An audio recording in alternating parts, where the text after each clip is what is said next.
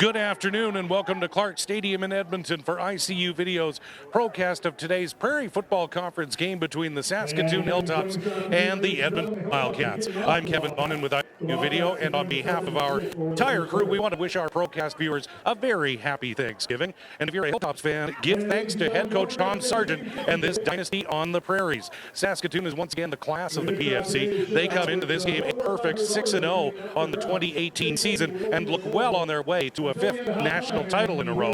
Quite simply, this team looked unstoppable. But don't say that to the 2-4 Edmonton Wildcats. Head coach Darcy Clarke must love the movie Rocky because he believes his team is the underdog and they want to take the best shot they can of the national champions. And they're saying all week long, why not us? That confidence is due in large part to the Wildcats' heartbreaking loss 27-26 last week to Regina, where they lost on a missed field goal at the buzzer. And taking down these national champions is going to be a tall order. The Hilltops last lost a football game 393 days ago.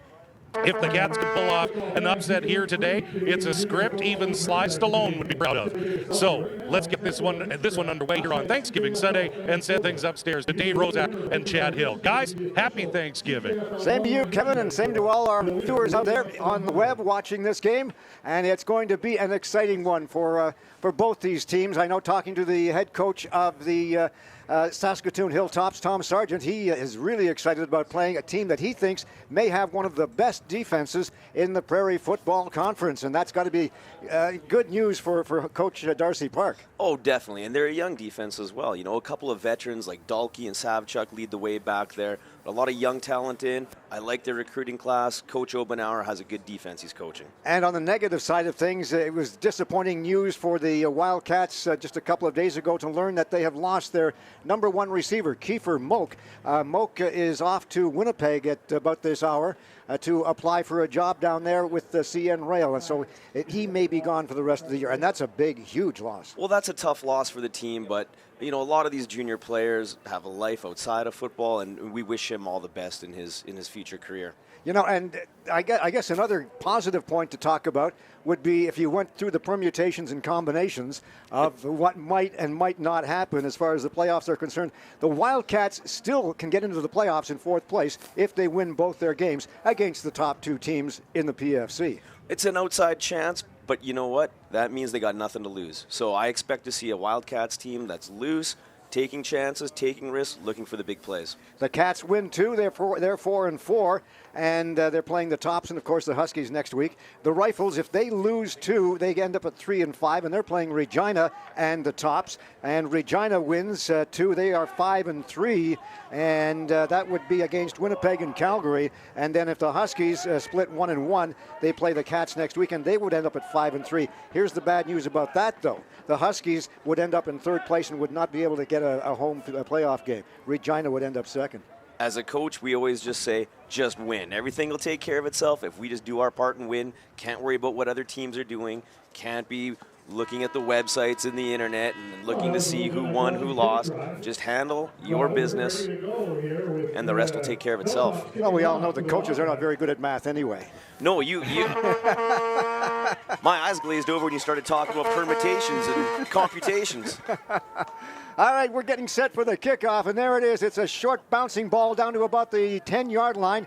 It'll be taken there up through the right side of the field. A good run back to around the 32-yard line, taken there by Jake Withrow. Jake Withrow, incredible young talent there. That's one of the young players the Wildcats did a good job of recruiting out of Bev Facey. Tremendous high school running back and slot back.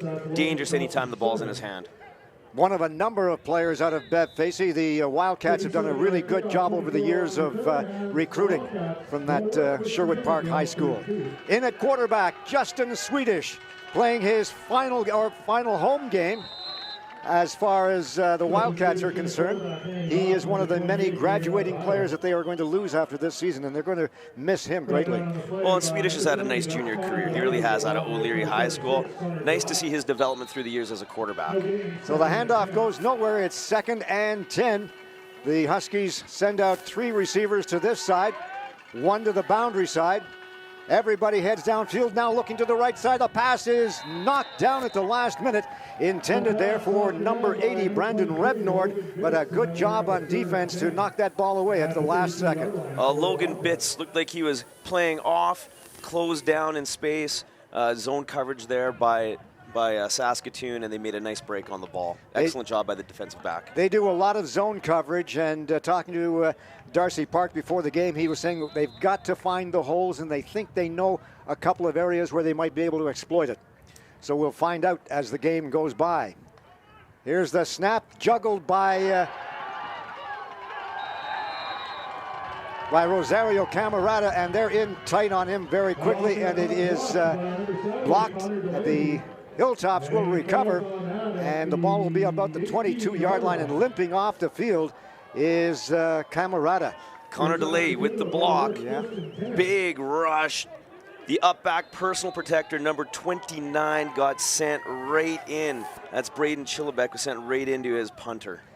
Delahaye is one of those players inserted into the game today just to see what he could do. There's the handoff to the right side. Of course, it is Iwan China, and he plows ahead for a gain of close to 7 yards on the play. They'll mark it at around the 10-yard line.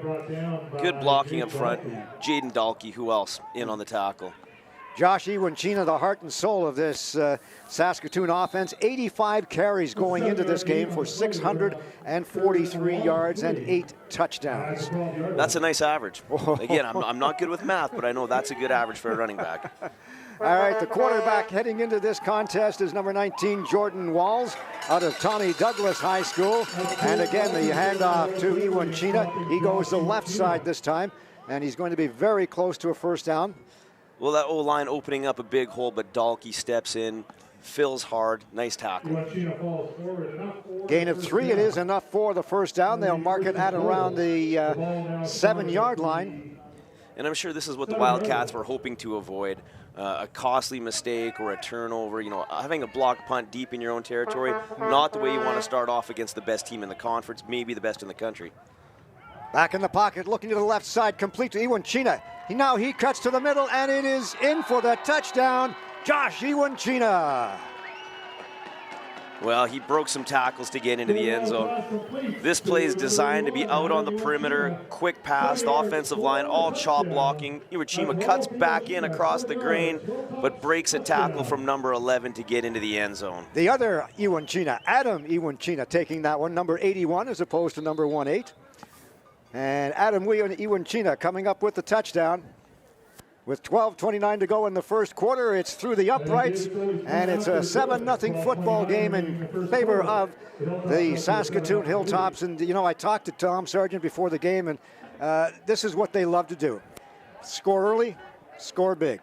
Well, they capitalized on a turnover, and against a good offense and against a very good football team, Wildcats have to avoid those costly mistakes. And again, just a bit of a breakdown in technique with the punt protection there, to have an up back get blocked right into his own punter. So I'm sure the Wildcats will be talking about that on the sidelines. They'll look to rectify that so it doesn't happen again today. We'll keep an eye out for Camarada. He did injure his kicking leg. He's on that blocked punt, so we'll see whether he's still going to remain in the game. It's been a bad week for Rosario Camarada, really, when you get right down to it. That possible game-winning field goal at the end of last week's game hits the uprights and bounces into the field instead of behind the uprights. Those are heartbreaking. Off the kickoff, it goes out to number 25, Ramon English, and English will take it up to around the 20. And we have an injured Saskatoon Hilltop. Number 47 down there is Riley Keating out of Centennial, a fourth-year linebacker. He looks to be in a lot of pain on the ground. See, well, it looks like he tripped over one of his own players or a couple of players.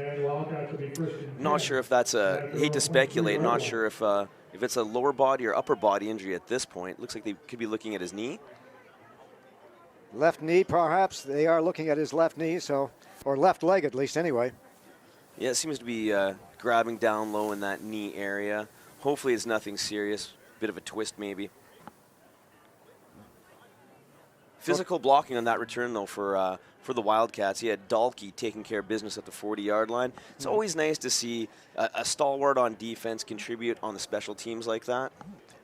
Special teams has been a good point this season for the Edmonton Wildcats, along with their defense, as Tom Sargent said, probably one of the best in the league. But when you're up against the big guys, that big O-line of the Saskatoon Hilltops, you take a look at some of the 5'10", 275 pounds, 6'2", 318 pounds, 6'2", 275, 6 foot, 290, and so on and so on and so on. That's a lot of meat up front. Well, and both sides of the line for the Hilltops, those boys passed the eyeball test. Watching the pregame warm-up from up here, I said, man, those guys look the part. And guys, Kevin down here on the sideline, Wildcats defensive coaches put the whole unit together and were begging them, telling, hey, it's time to play for pride.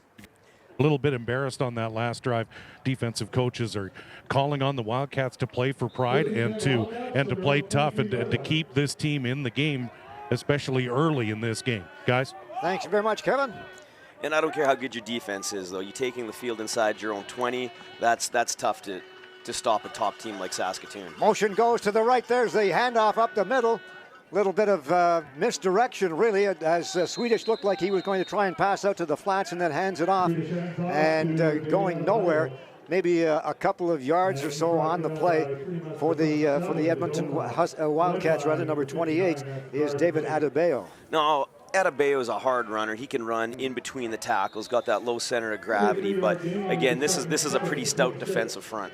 5'9", 205. Out of the University of Alberta this season, joining the Wildcats for one season and one season only. He's graduating this year. Swedish now in the pocket. He is taken down by his opposite number, Colin Holmes, out of Aidan Bowman High School, with his first sack of the season. So this is a defensive halfback. We call that a hammer, where he comes off the edge. There was motion away with the slot back into the opposite flat. So number 9 came screaming off the edge, and the Wildcat O-line is going to have to account for that defensive back blitzing on motion away from him. All right, are they going to come again? I would expect him to. Camerata is the punter. Another wild snap, but he gets it away. It'll come down to about the 50-yard line. Up to the 45, still with it to the 40 is number 22, Brant Morrow out of BJM High School. And Morrow runs it back about 10 yards or so. It'll be first down for the Hilltops, and again in good field position. Oh, a really good field position. Chillibeck made a nice tackle there. I think he's the outside gunner, and he closes down nice on this. But, hey, here we go again. A lot like the game we saw last night, where it looks like the field is tilted. Same direction as well. So the Wildcats got to dig their heels in here and get a stand, at least limit them to a field goal. 10:54 to go. In the first quarter, they hand off to Josh Iwanchina. He shreds a couple of players and then finally is taken down after a gain of a couple. Well, a nice hard run there by Iwanchina off the edge, but give credit to the Wildcat defense. If their coaches were on them to play for pride, you could tell on that play they were playing for pride. Look at how many blue jerseys are there rallying to the ball carrier. Iwanchina in his third year with the Saskatoon Hilltops. So the bad news is the PFC teams have another couple of years to face this runner, and he is probably the best in the league. There's the pass. It is intercepted at about the 30-yard line.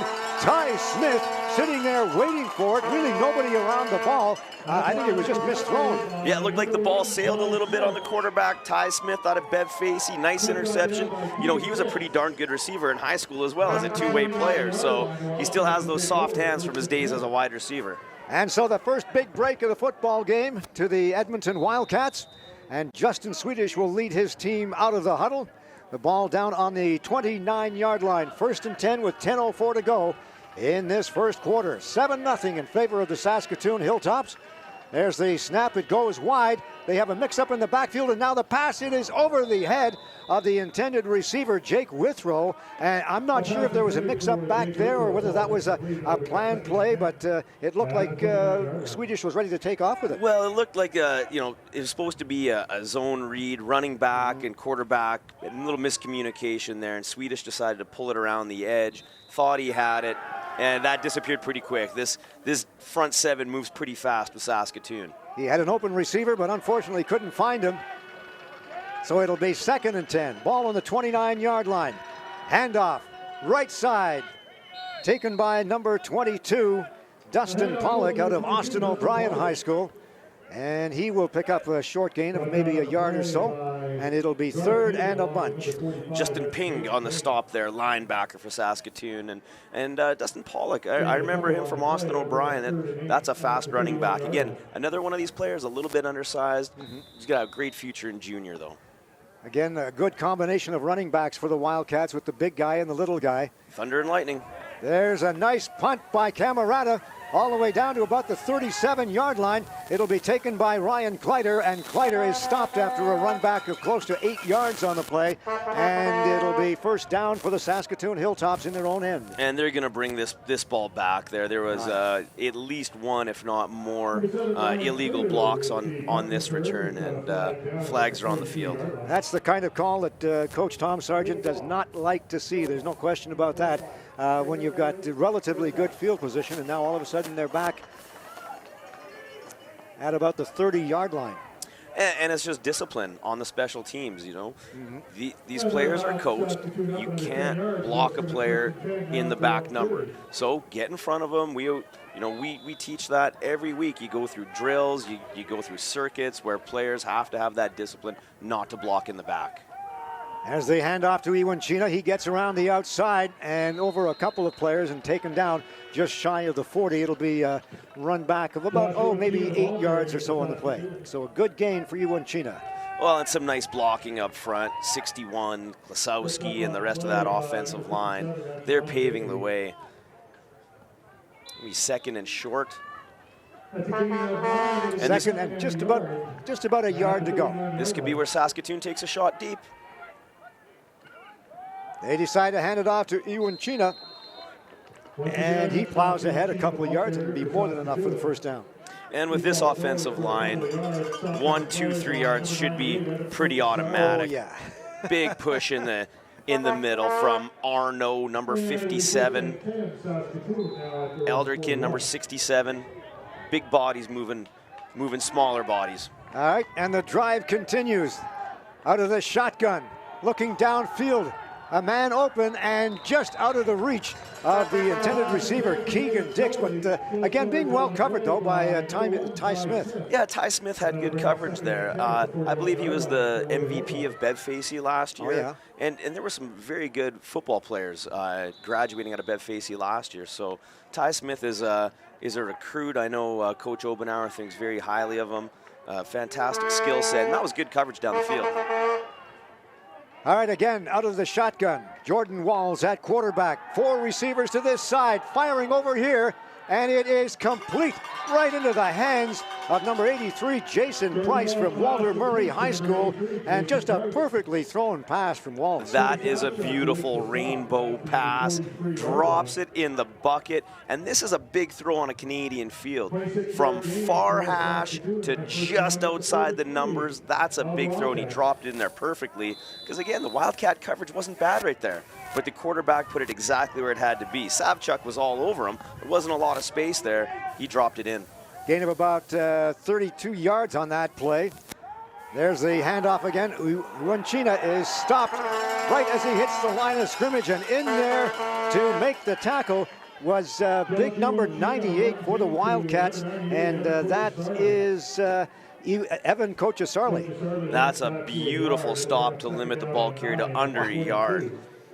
Kochasarli missed last week's game and due to injury, but he's back in there today and really making his presence felt. Well, and he makes a difference. He's a big body with some experience.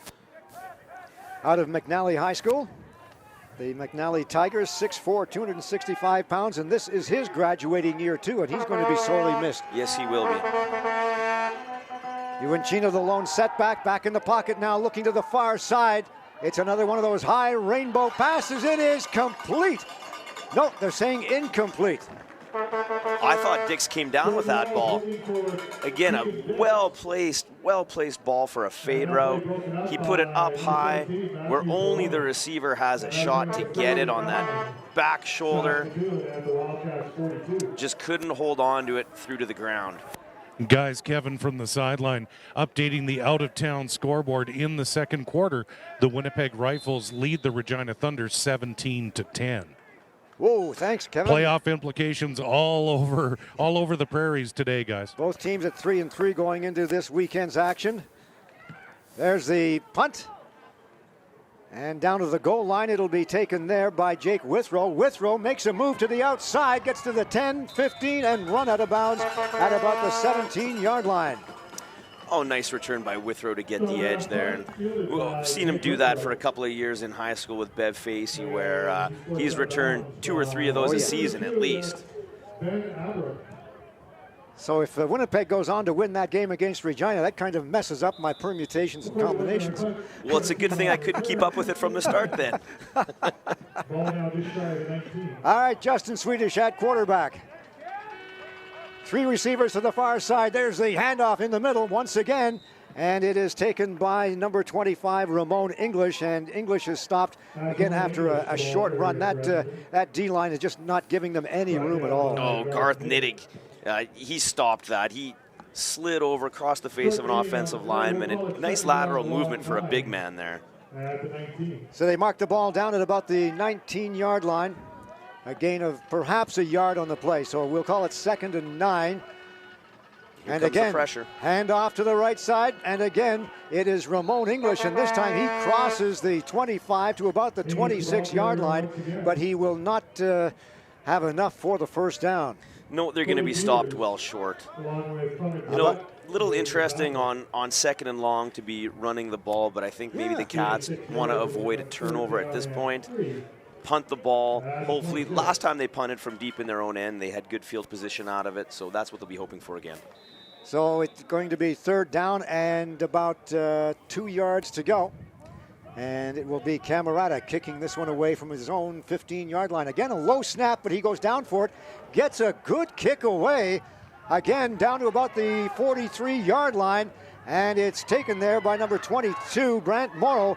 Morrow sheds a couple of tacklers and then finally taken down at about the 50-yard line after a run back of about 7 yards. Yeah, Burgess ends up making the tackle, but push Saskatoon back on the other side of that yellow stripe of midfield. Camerata, nice hang time on those punts.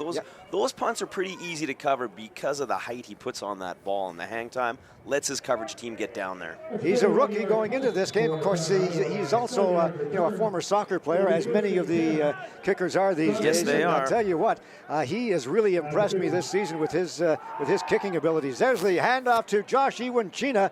Iwanchina crosses the 50-yard line, and he should have enough for the first down, depending on where they mark it. He needed to get to about the 49, and that's where they mark it, and that'll be a first down. And the Hilltops make these inside runs look pretty easy. The O-line gets a hat on a hat, creates some space, and the running back has nice explosion, good size, good speed coming through the hole. Well, of course, everybody in the league knows they run the football, but the thing is, they know they run. I got to stop it. It's a matter of stopping it. There's the pass. It is completed about the 35-yard line, taken there by Tanner Rode, and Rode sheds another couple of blockers, or tacklers rather, and is finally taken down at around the 25-yard line. Yeah, good yards after contact there for the receiver before Dalkey finally brings him down. Little half rollout from the quarterback, finds open space there. Saskatoon's a pretty well-polished machine, aren't they? No question about that. Ball on the 24-yard line. And again, the Saskatoon Hilltops just outside the red zone. Quick into the flats along the sidelines and well thrown over the top of the intended receiver. Again, David Soley out of Holy Cross.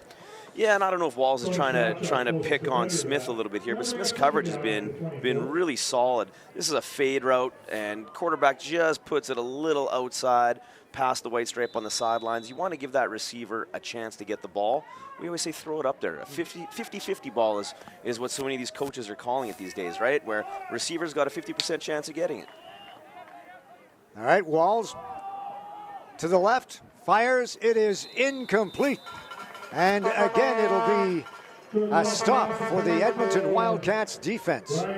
And pretty good coverage there by the Wildcats. Again, quads formation for Saskatoon. Quarterback rolls out.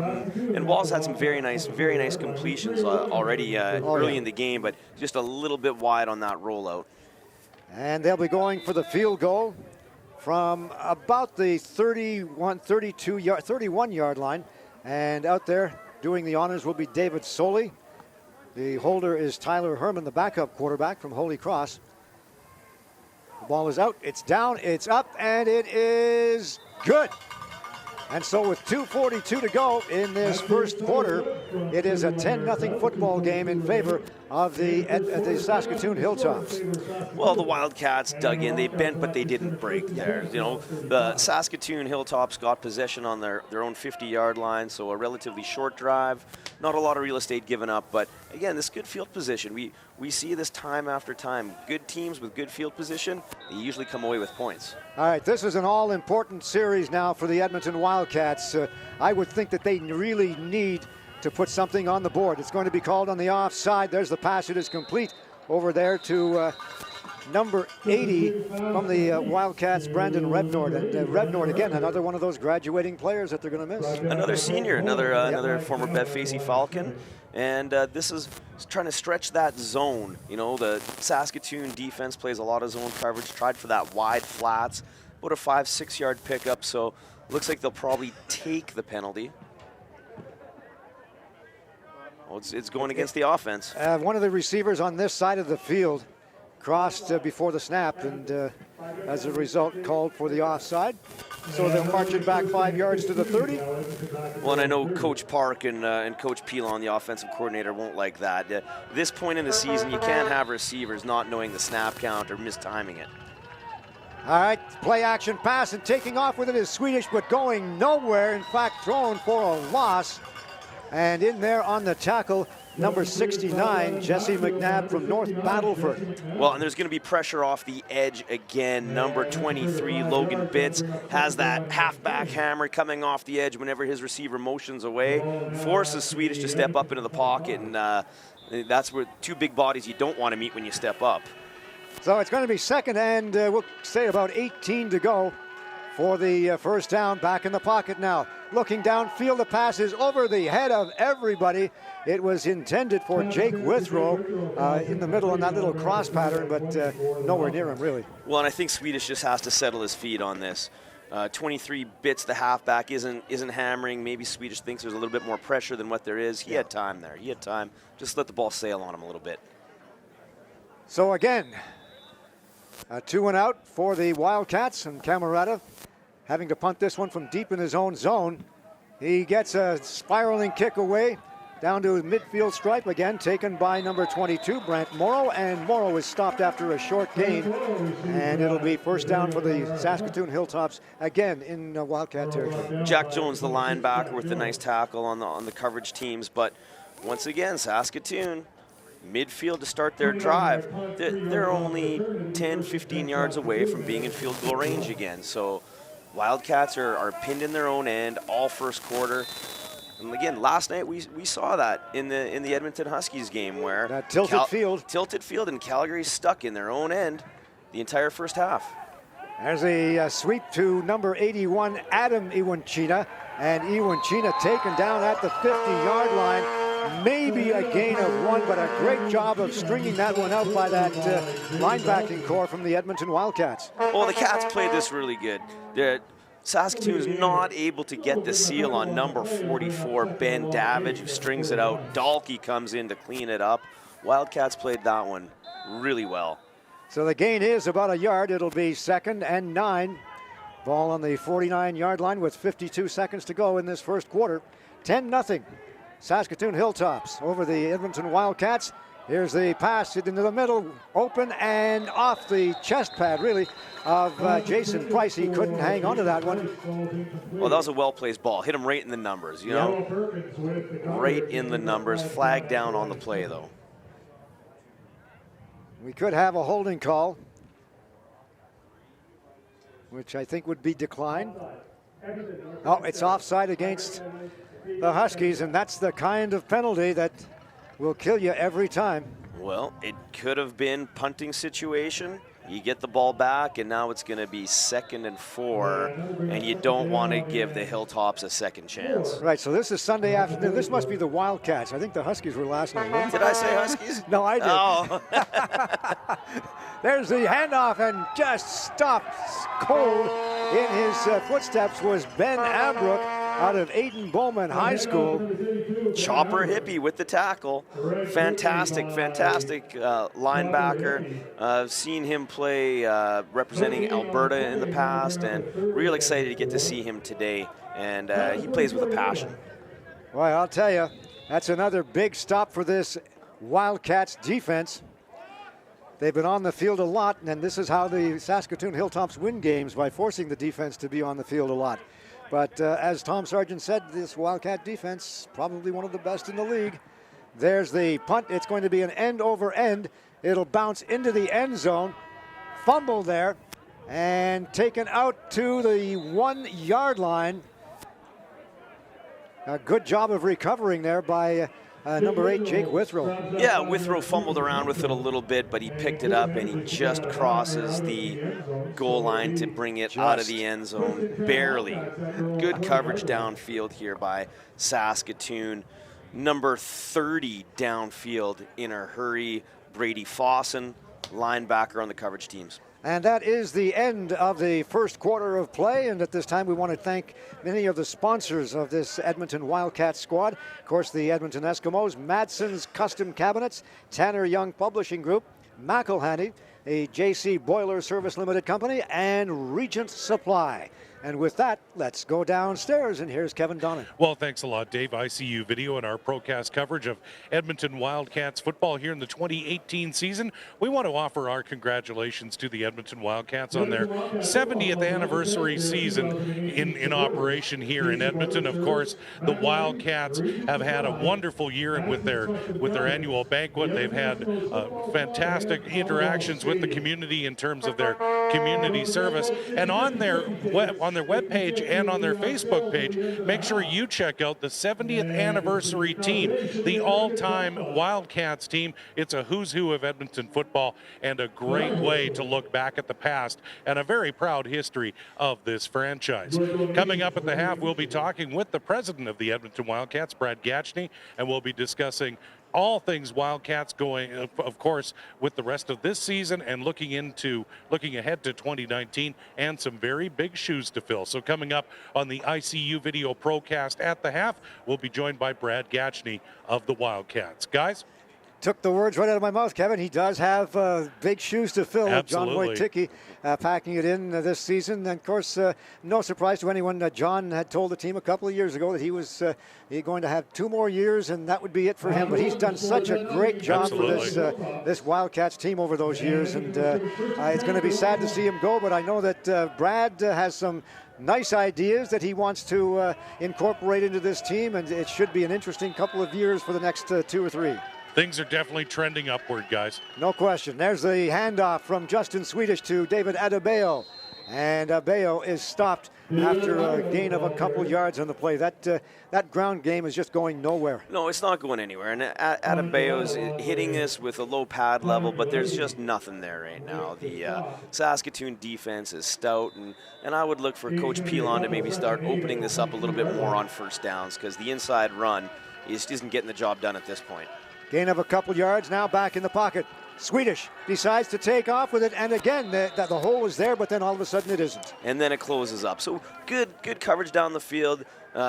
Swedish couldn't find any receiver open. He tried to hitch up into that pocket, but that pocket collapsed in a hurry with this stout defensive front 4 from Saskatoon. So he's sticking back in the pocket. Do they need to maybe get him to roll out a little bit more, give him some more time, and get the receivers open? Yeah, I would look to move that pocket a little bit, get Swedish on, even on some of these half rolls there, just he's just looking at one half of the field. Look at this punt. Well, just sorry about that, but what a great punt from Rosario Camarada, and it's all the way down into Saskatoon territory at about the 46-yard line. The punt's been the best offensive play so far this game for the Wildcats. Number 7 there, Kleider, had some struggles fielding the ball, and the coverage teams was down there in a hurry. He had to chase that one back. So it'll be first down for the Hilltops. Ball on their own 47-yard line. Jordan Walls at quarterback. Josh Iwanchino the lone setback. The handoff to Iwanchino. He finds a bit of a hole and will cross over the 50-yard line for a gain of about 3. Chopper Hippie does a real good job here. He comes off the edge on a blitz, but there's a pulling offensive lineman to try to trap him. He's able to bounce off that block and make the tackle for a 3-4 yard minimal gain there. And there wasn't much of a hole there either. There wasn't. He found it. Yep, Hippie did a good job closing that one down. 3 receivers to the far side, looking that way and firing long to the 30-yard line over the head of the intended receiver, number 83, Jason Price, and being covered on the play by Brady Kerr. Yeah, Kerr's in good position there, and that's a big throw to the wide side of the field. I'm impressed with the arm strength of this quarterback. Yeah. But the Wildcats are in good coverage. You know, credit to Coach Obenauer and the defensive coaches. I know when Coach Obi was with Bev Face, he was always tough playing them. You know, you think you have a good game plan going in against their defense. He's got something cooked up for you. They were tough to score on. They were tough to move the ball on. All right, the Hilltops will be forced to kick this one away. And again, a short kick, and it'll bounce out of bounds at around the 33-yard line. So good field position for the Wildcats. Hopefully they can do something with it with 13:01 to go in the first half. And guys, Kevin, from the sideline, we have an update from the out-of-town scoreboard. At the half, the Rifles lead the Regina Thunder 17-10. So playoff implications for the Wildcats. The Rifles lead by a touchdown at the half. Guys? Thank you very much, Kevin. Lots of game left, though. One score game. Mm-hmm. And those two teams very evenly matched. There's a misdirection play and a handoff up the middle. On that sweep coming across was number 81, Lucas Howe, down the fake, and then right up the middle to Adebayo, and Adebayo will pick up, well, he's going to pick up about a couple yards in the play. So, again, something a little bit different. Like something a little different. Cody Peters closed in on that. You saw number 23 again. Slot back motions away from him, and Bitts is coming off the edge a lot. All right, motion goes to the left. In the pocket, looking downfield, and then into the middle. The pass is complete at the 40-yard line, but a good job of coming up from his defensive back, or make that linebacker position, number 48, Bobby Amon. Yeah, those linebackers, second and long, they drop off in their zone. Withrow is running a little drag route, a little underneath crosser. So it looks like first down. 23 Bits is coming in off that edge whenever they motion away from him. But second down, they're dropping off in their zone and keeping the play and everything in front of them. They're going to rally to the ball. All right, here goes Camerata again. Camerata gets an end-over-end kick down to about the 35-yard line. It'll be taken there by Adam Iwanchina, and he is hammered at about the 45-yard line. You could hear that one all the way over here. You could hear the pads crack. You like to see that on the special teams. And if the Cats coaches want their team playing with passion, we're seeing some of that. These guys on defense and the coverage teams, they're bringing it. They're playing with heart this afternoon. All right, Saskatoon in their own zone at the 44-yard line with 11:50 to go in the first half. That was Ben Davidge with that big hit. Here's the pass into the middle. It is complete. And holding on to it there was number 80, John Brown. Jaden Dahlke with the stop. First down, pick up a 6 yards, and that's something I look for the Wildcats next time they get the ball. Maybe first down, a little play action, but start throwing the ball more on first down. Try to get this Saskatoon defense to back off a little bit on first down. So the Hilltops will send 3 receivers to the far side. And the handoff to Iwanchina once again. He breaks a couple tackles, breaks another one. He's at the 50 to the 45, and finally taken down by number 17 for the Edmonton Wildcats. Or make that. Yeah, I believe it's Zeroni, number 17. Matt Zeroni, yeah. And if he doesn't make that tackle, this could be a celebration in the end zone right now. There's no question. Hippie came off that edge again. That linebacker blitz off the edge. He just wasn't able to make the tackle. Nice power running there from Saskatoon. All right, ball at the 45-yard line and in Wildcat territory. Back in the pocket. Jordan Walls looking long again. Same pattern as before.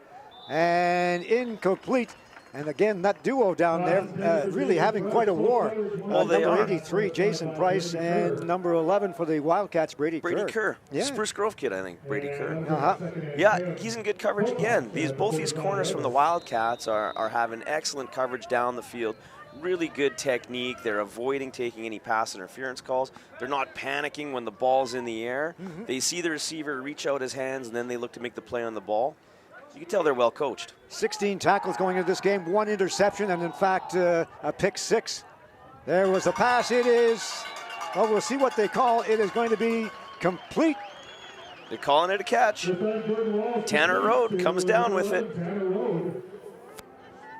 Road actually, I think, was falling backwards when it fell into his lap. I think he was. So this is a bit of an underthrown ball, perhaps purposely, on that fade so that the receiver can work his way back to it and either draw the flag or offhand chance he comes up with. That's just a heck of a catch. Good job by Matt Zeroni. Just a great catch by Tanner Road. There's the handoff again. Ewan Chena. Gain of 5 on the play. Down to the 20-yard line. Well, and he just follows those wide bodies in front who create space, and they root out some of those defensive linemen. 9:19 to go in the first half. 10-0 in favor of the Saskatoon Hilltops. If you just joined us, this is Prairie Football Conference action from Clarke Park. The Edmonton Wildcats in the black, and in the blue and white, the Saskatoon Hilltops. Unbeaten coming into this game, number 1 ranked in the country, and 4-time defending national champion. There's the catch, and somehow he made it. It looked like it banked off a couple of players. Yeah, it looked like Esteban Velasco got his hands up there and perhaps tipped this ball. I think it was supposed to be a screen pass there, but Escobez gets his hands up, and running back still comes down, but for minimal gain. Josh Iwanchina. Iwanchina is an impressive running back. He can do it all. There's no question about that. So another stop for the Wildcat defense, and they'll be forced to try a field goal from about the 32-yard line. David Soley gets the ball up. He's got the length. It goes off the upright, and a big break for the Edmonton Wildcats. They come away without giving up any points. Huge break for Saskatoon to come away empty-handed, and then, of course, they get the ball back, and it's not great field position, but we've seen them backed up worse than this. But to come away with no points for Saskatoon, their coaches aren't going to be happy with that. So first down for the Wildcats. They'll mark the ball down at the 20-yard line. Justin Swedish still in at quarterback. 3 receivers over to this side, 1 to the boundary side. And there is that handoff on the first down as usual. And I believe it was Ramon English taking it, but he hits that defensive line and is stopped almost immediately. Well, and English is hitting this with speed. He's hitting it hard, but there's just not a lot of room to go. Braden Chillibeck, actually, number 29. So they keep shuffling in the running backs. Well, they want fresh legs, but this is a pretty stout wall in white and blue and yellow. There's the pass. It is incomplete, intended for Jake Withrow. And they kind of gave that one away with the twin setbacks, and I think they pretty well knew what was going on. Oh, they did, and that's how those linebackers can get into those drop zones on second down, and 2nd and 7. It's been 2nd and long all afternoon so far for the Wildcats. So those front 4 can tee off, get their pass rush on. Everybody else can drop off into their zones and keep everything in front of them. All right, Camerata gets the high snap, and this time another wobbly one, and it'll be down to about the midfield stripe. And there's going to be a flag on the play. It'll be a 15-yarder, no yards. Kleider does a good job of fielding this ball in the air. A fairly short punt, but it's high. It's got a lot of hang time. Kleider gets under that ball and draws the no yards. So that'll move the football from about the 54-yard line down 15 yards. And they'll count it off down into Wildcat territory. And again, good field position for the Saskatoon Hilltops. Well, and that just makes it hard on the coverage team. When you have the returner attack the football that way, there's not a whole lot number 34 Hunter Lawson could do at that point. All right, Three receivers this side and over here. Pass along the sidelines. It is complete to number 3, Keegan Dix, and again, a perfectly thrown football from Jordan Walls. That's a beautiful fade right there, right to the sideline. You see that the far hash marks on the sideline is where he's putting that ball.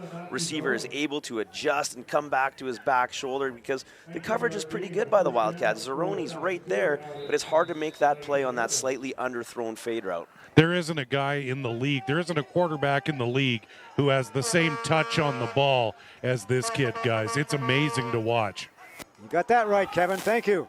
There's the handoff. Iwanchina. He's at the 10. 5. Touchdown. Josh Iwanchina. And a great block there by David Soley. Number 2 springs him for the final 6 or 7 yards into the end zone. Wide receiver making a block down low on Ty Smith.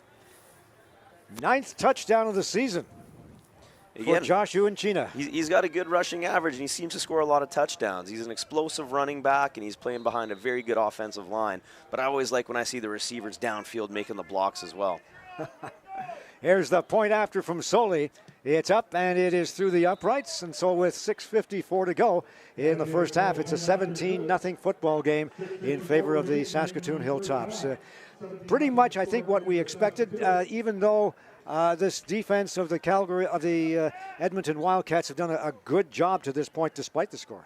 Well, they really have, but there's only so long the defense can stay on the field before the wheels start to come off. And they've held Saskatoon out of the end zone a lot. They've even stopped them from scoring field goals. But anytime a team such as Saskatoon takes the ball in plus territory, they're going to put up points eventually. You're playing with fire when you give them the ball in your end. You know, when I was going over the roster of this Saskatoon team, and I'm looking at fourth year, third year, they're only losing about 2 or 3 players this season after it's over to graduation. So they just keep bringing them in from anywhere, from North Battleford to Watrous to wherever in Saskatchewan. Well, all over the province, they're coming into play, and they just rebuild year after year. They bring them in, so they stay at the top of their game.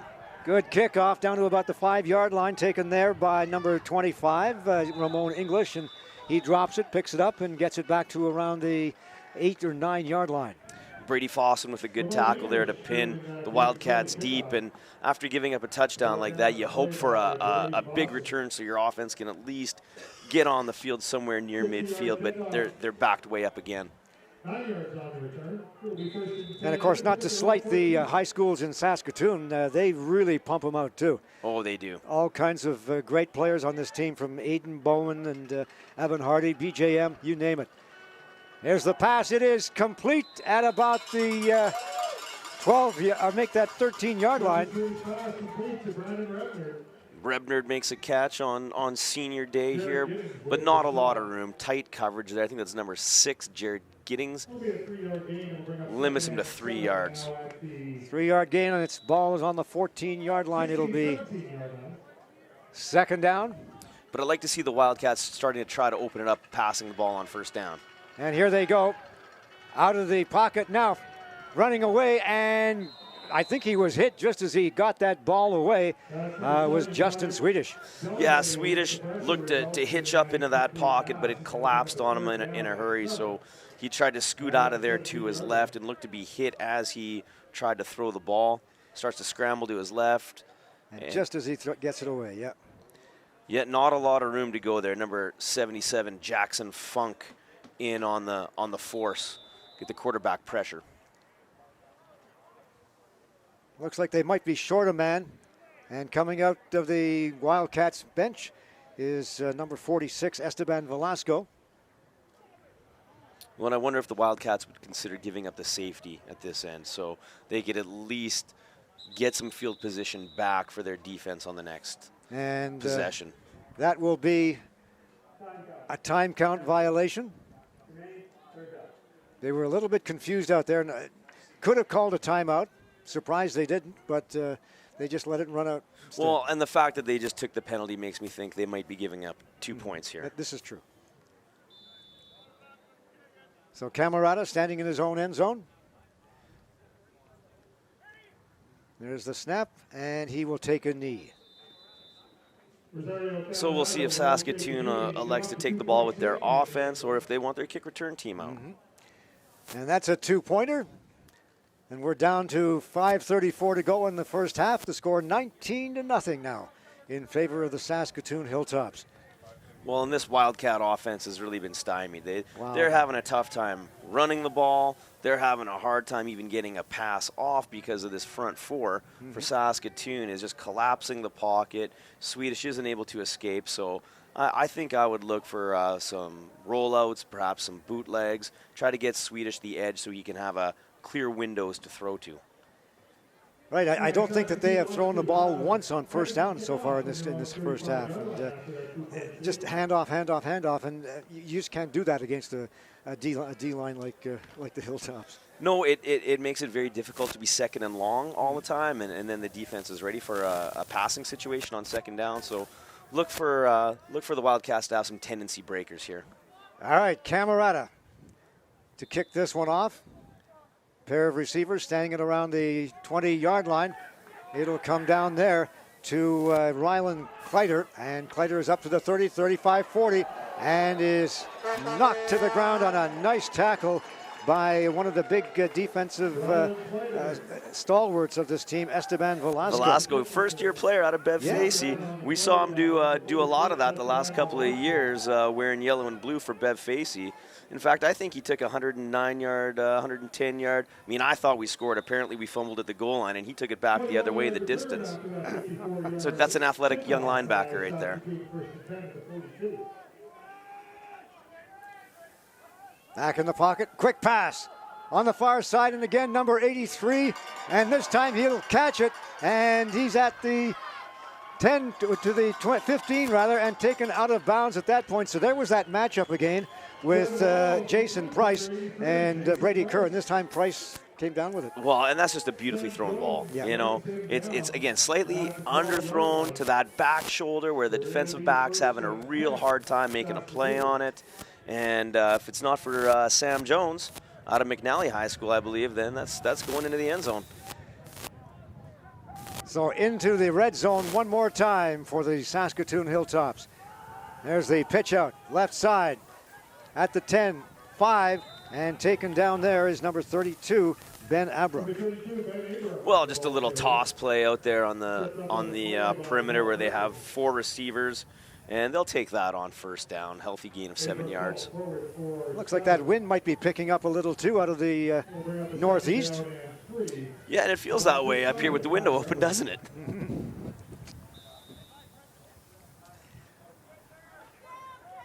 So second and about 3. The ball around the 5-yard line. Quick pass into the end zone. Touch, no, incomplete. In and out of the hands of the intended receiver down there. I thought for sure he had it. I think that was not Adam Lewanchina, but Josh Ewanchina. And Ty Smith in on the coverage there. He's in good position.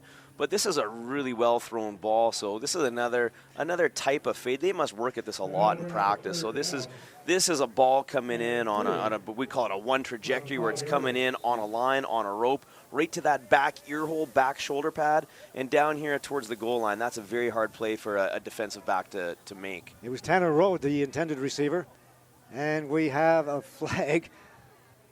Ball hasn't even been snapped yet on this field goal attempt, but we still have a flag anyway. There's the snap. The ball is up. It is through the uprights. And we'll see what the call is. That was a strange one. Yeah, that was a flag very, very early, and it's going against Saskatoon.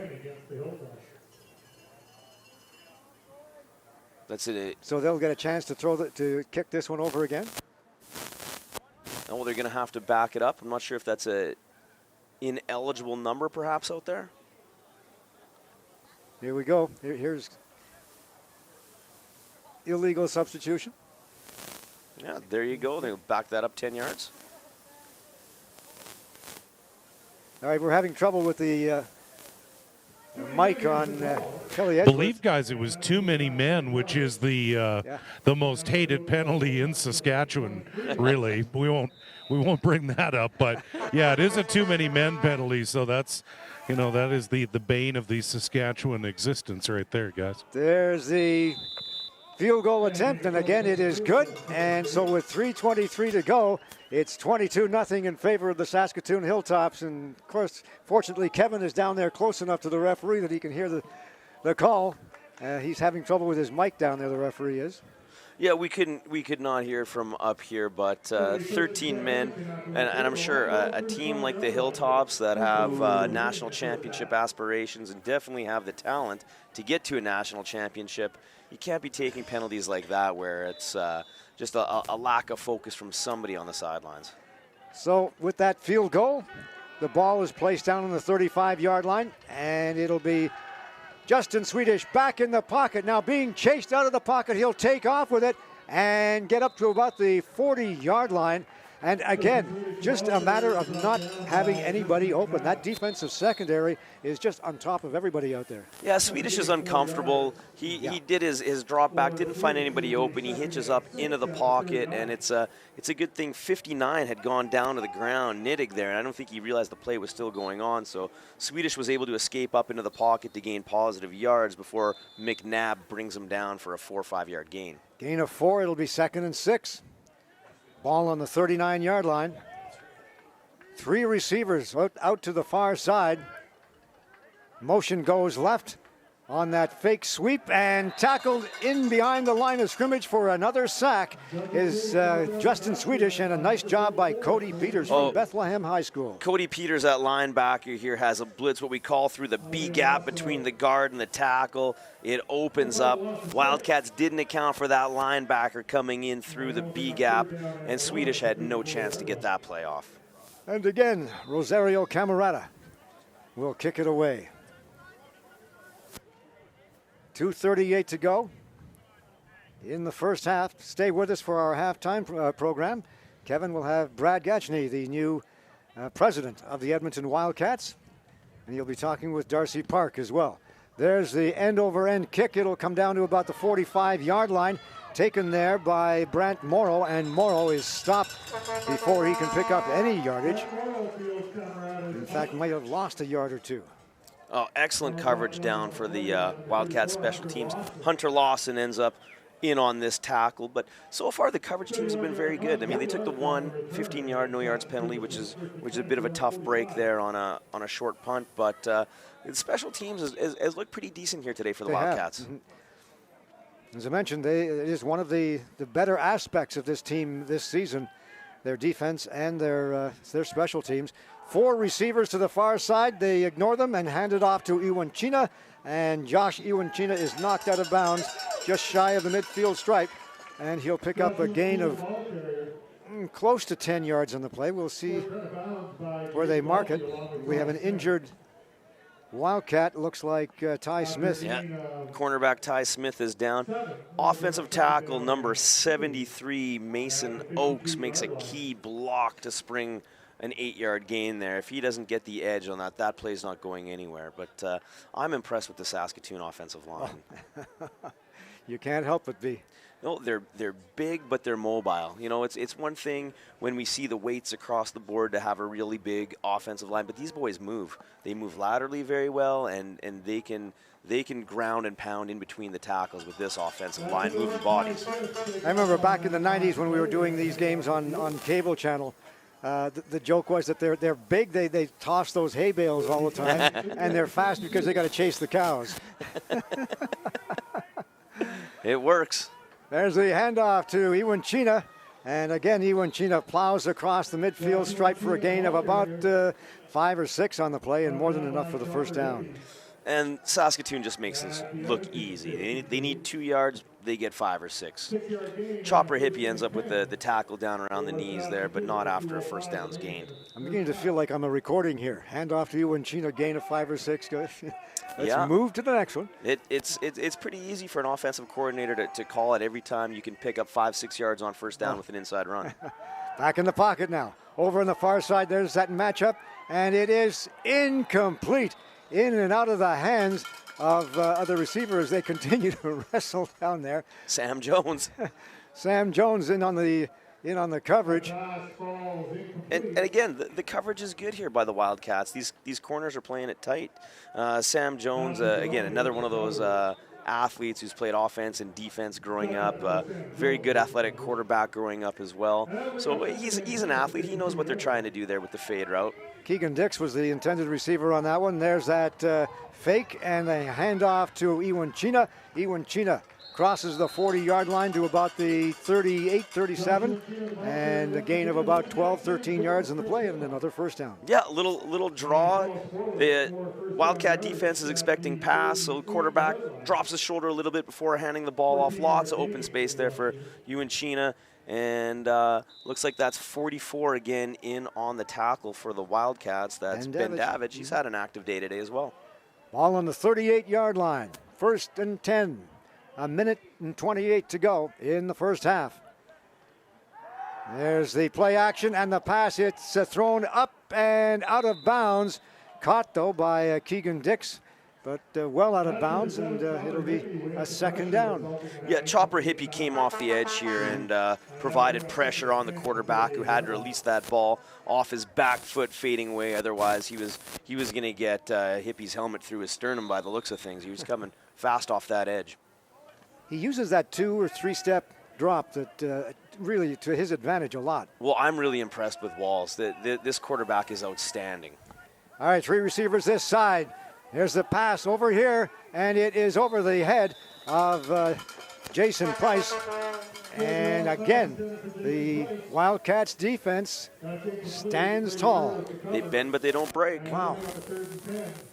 You know, and I say that, and you look at the scoreboard, it's 22-0. But I tell you, folks, if you've just joined us, this defensive team of the Edmonton Wildcats has been doing just a great job, even though they have given up 22 points. Well, and again, we talk about the silver lining. This is a young football team, but Coach Park has to like the direction his defense is going in, and I know Coach Obenauer has some young talent that he's really high on. 45-yard field goal, and it is going to be wide, caught at the goal line there by Withrow. Withrow is up to the 10, still going to the 15.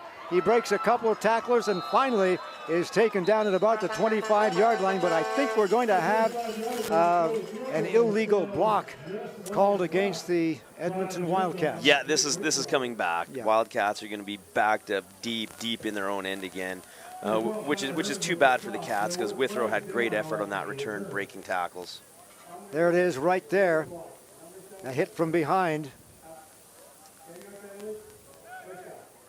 Yeah, I think they called Hippie on that one on the clip or the blocking in the back, and we talked about that earlier. Yeah. Players are taught you can't block in the back. You have to have discipline. It's better to do the run pass just to get your body in the way to slow them up than it is to put your hands on an opponent's back. Most times the officials don't miss those. Final minute of play here in the first half for the Wildcats. The ball is on their own 9-yard line. Hand off to Adebayo, and Adebayo is stopped after a gain of a couple, 3 yards on the play. And that's been the story on first down. Yeah. You try to run the ball, but 2-3 yards about all the Wildcats are able to ground out. So that one only took about 4 seconds to run off. Now the question is, do they continue ball possession, or do they try for the first down with only 55 seconds to go? Well, that is the question, and that's what's nice up here. We can think about it, not be down there having to call it. But I'm sure the Wildcats are just looking to get out of this half without giving up any more points, field goal, or especially a major. You want to avoid a turnover here because you can't afford to give up a touchdown and momentum like that before halftime. Swedish at the bench talking things over with the offensive coordinator. Ball, go ahead. And I know Coach Pilon's a fantastic offensive mind as well. And I'm sure second half they're going to make some adjustments. And they've probably seen some things. There's not a lot Saskatoon gives you, though, defensively. They look very well disciplined. And it's always tough if your offensive line, being young, is just up against men like they are here with Saskatoon. This front four is impressive. David Adebayo, the lone setback. 3 receivers, 4 receivers on this side. Into the middle, and it is over the head of the intended receiver, Tanner Holt, out of Bev Facey High School. Another one of those Falcons out here playing for the Cats. good young talent, but that was close. 47 looked like he had a shot at the ball there. Riley Keating, the linebacker, and Wildcats were fortunate not to turn the ball over on that play. So they'll be forced to kick it away again, and again the question being, will they take a knee or try and get this one downfield with 50 seconds to go? If they punt the ball from here, Saskatoon will be almost in field goal range from where they take the ball. A wobbly one, bounces at the 40. They get a good bounce to the 47-yard line, and it's taken by Grant Morrow. He's got some room to the outside. He's along the sidelines to the 5, and what a tackle by number 29, Braden Chillibeck, to stop that touchdown. And Chillibeck looks shaken up there on the sidelines. Backup running back who we've seen rotate into the game. That's just great effort to make that tackle. But a good return there by 22. Morrow gets the edge, containment breaks down on the coverage teams, and the coverage team's done a really good job this afternoon. They've been on the field a lot. There's been a lot of punting going on for the Wildcats today, and unfortunately for the Cats, the coverage teams had a bit of a breakdown on the containment. All right, 1st and goal. Ball on the 4-yard line. Jordan Walls at quarterback. Ewan Chena, the setback, into the end zone. The pass, it is knocked in, or it is complete. What a catch taken by Jason Price, and he was being well covered too by Brady Kerr. In fact, Kerr got the arm up, but the concentration. I think maybe Brady Kerr was thinking pick 6 touchdown right here as he undercuts this throw. But what a well-placed ball right over top of the defender. And yeah, 83 with good concentration. Jason Price to pull that in. But again, number 19, Jordan Walls. I'm impressed with this young man. He is making some big throws on the wide side of the field. Literally dropped that ball into his hands. Literally dropped it into his hands. No, that's an impressive quarterback right there. There's not many guys in this league that can be throwing the ball like this. I don't think there's many young men in the country playing junior football that can make the throws that this quarterback is making here today. 29-0 with 29 seconds to go in the first half in favor of the Saskatoon Hilltops. And, you take a look at, we've talked about Jordan Walls. They've got another great quarterback coming up behind them for 4 years now, Tyler Herman. So 2 very veteran quarterbacks on this Saskatoon team. Well, if you're a coach, you can probably sleep a little bit easier at night knowing you have a backup quarterback that you feel confident putting in the game as well. And I would say in the second half, we may see him get some action. Well, Walls in his final year, by the way, with the Hilltops. Coming into this game, 93 completions out of 151 attempts, 1,513 yards, 13 touchdowns. He's only thrown 2 interceptions. He's carried the ball 85 times for 613 yards. Yeah, he can do it all. Yes, he can. At the 10-yard line now, the Wildcats trying to start out. That's Ramon English, and English is stopped just shy of the 20-yard line. And the Wildcats will take things over. Brady Fossen again on the special teams coverage. We've called his name a few times today on the coverage teams for the Hilltops. And it looks like Wildcats are just going to try to get out of this half. Oh, yeah, I think so. Kill the clock, get out of the half. We talked about they want to avoid giving up a major score before halftime because you can just tell the bench right there, the energy taken out of them giving up that last touchdown. In behind the center, there's the handoff to Adebayo. He tries the outside and just gets nowhere as, again, that defensive line just strings things out and they take Adebayo down. There's just nowhere to go for Adebayo. Yeah. And again, Adebayo is a good runner. He's got a little bit of shift to him. He's got power, but there's just simply nowhere to go. Garth Nittig is an impressive defensive lineman. He's been active. He's been in there. The offensive line is not able to move him off the line of scrimmage. There's the snap out of the shotgun. Again, the handoff to Adebayo. And he runs into a brick wall. And that will be the end of the first half of football. A half completely dominated by the Saskatoon Hilltops. They lead this one by a score of 29-0. We're hoping to have a little chat with Coach Darcy Park. Park obviously not very pleased with what has happened here in this first half. I don't think he was quite thinking that this was the way it was going to go, but You know, when you're facing a team that has been the national champion the last 4 years, well, you know, it's and probably this year again as well. Anyway, here is Kevin, and he has Darcy Park with him. Kevin, take it away. I do have Darcy Park with us. Well, they're the national champions for a reason. I mean, right now Jordan Walls is putting the ball pretty much wherever he wants. Yeah, no, they're throwing it up, and coverage is good. I'm not going to sit here and talk about the defense or the plays they made on offense, because our defense has been outstanding. I'm a little upset with the way our offense is going. Like, there's got to be a sense of urgency, and we're just sitting there and catching, and that's a little bit frustrating. Now, and that's the thing is your defense has had an outstanding half, but they've been on the field way too. Yeah, we didn't get a first down that half. Like, that's unacceptable. We gave up a block punt to start the game, 10-0, and then we actually ended up winning the field position battle again, and then we get the ball around the 35-40, and all we have to do is get a first down, 2 first down, and now we give them a long field, and again, you continue to give them opportunities. They're going to complete some of those. That's what they do. They throw up those 50-50 balls.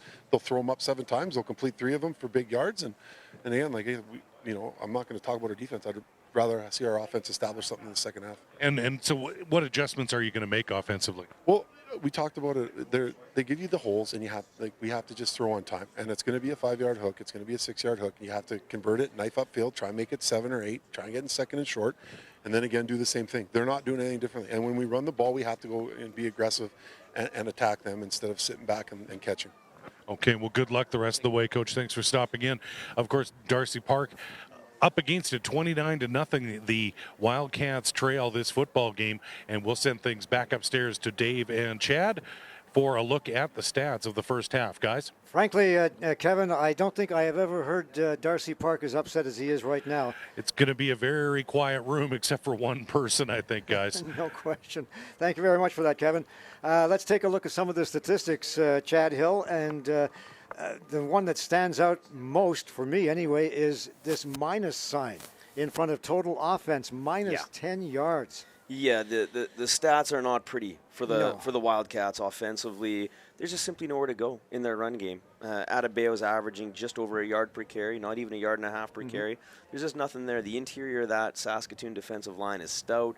The ends play well. They don't have anything up the middle. They can't get the edge. And, Coach Park talked about the little windows in the zones that Saskatoon plays that you have to hit it. So Swedish, you could tell, isn't comfortable just dropping back and throwing the ball. He doesn't see those windows. All right, we'll talk more about that in just a few minutes. Right now, we're going to go back downstairs, and here's Kevin with a special guest. Well, thanks so much, Dave, and I'm with Brad Gatchney, the president of the Edmonton Wildcats, and boy, the Hilltops, they're the Yankees, they're the Habs, they're the Celtics of the Prairie Football Conference, and you've got to tip your cap to these guys because they're just so consistent and they just do things so very well. And that's the type of franchise, obviously, that you're trying to emulate and trying to build here. Absolutely. You have to admire the Hilltops. They've been like this forever, for decades, really. And, they're the model for our league, and we're certainly trying to emulate that, just like you said. Now, for you, it's been a very busy first year. Take us through, you became president just a little over a year ago, or a little less than a year ago.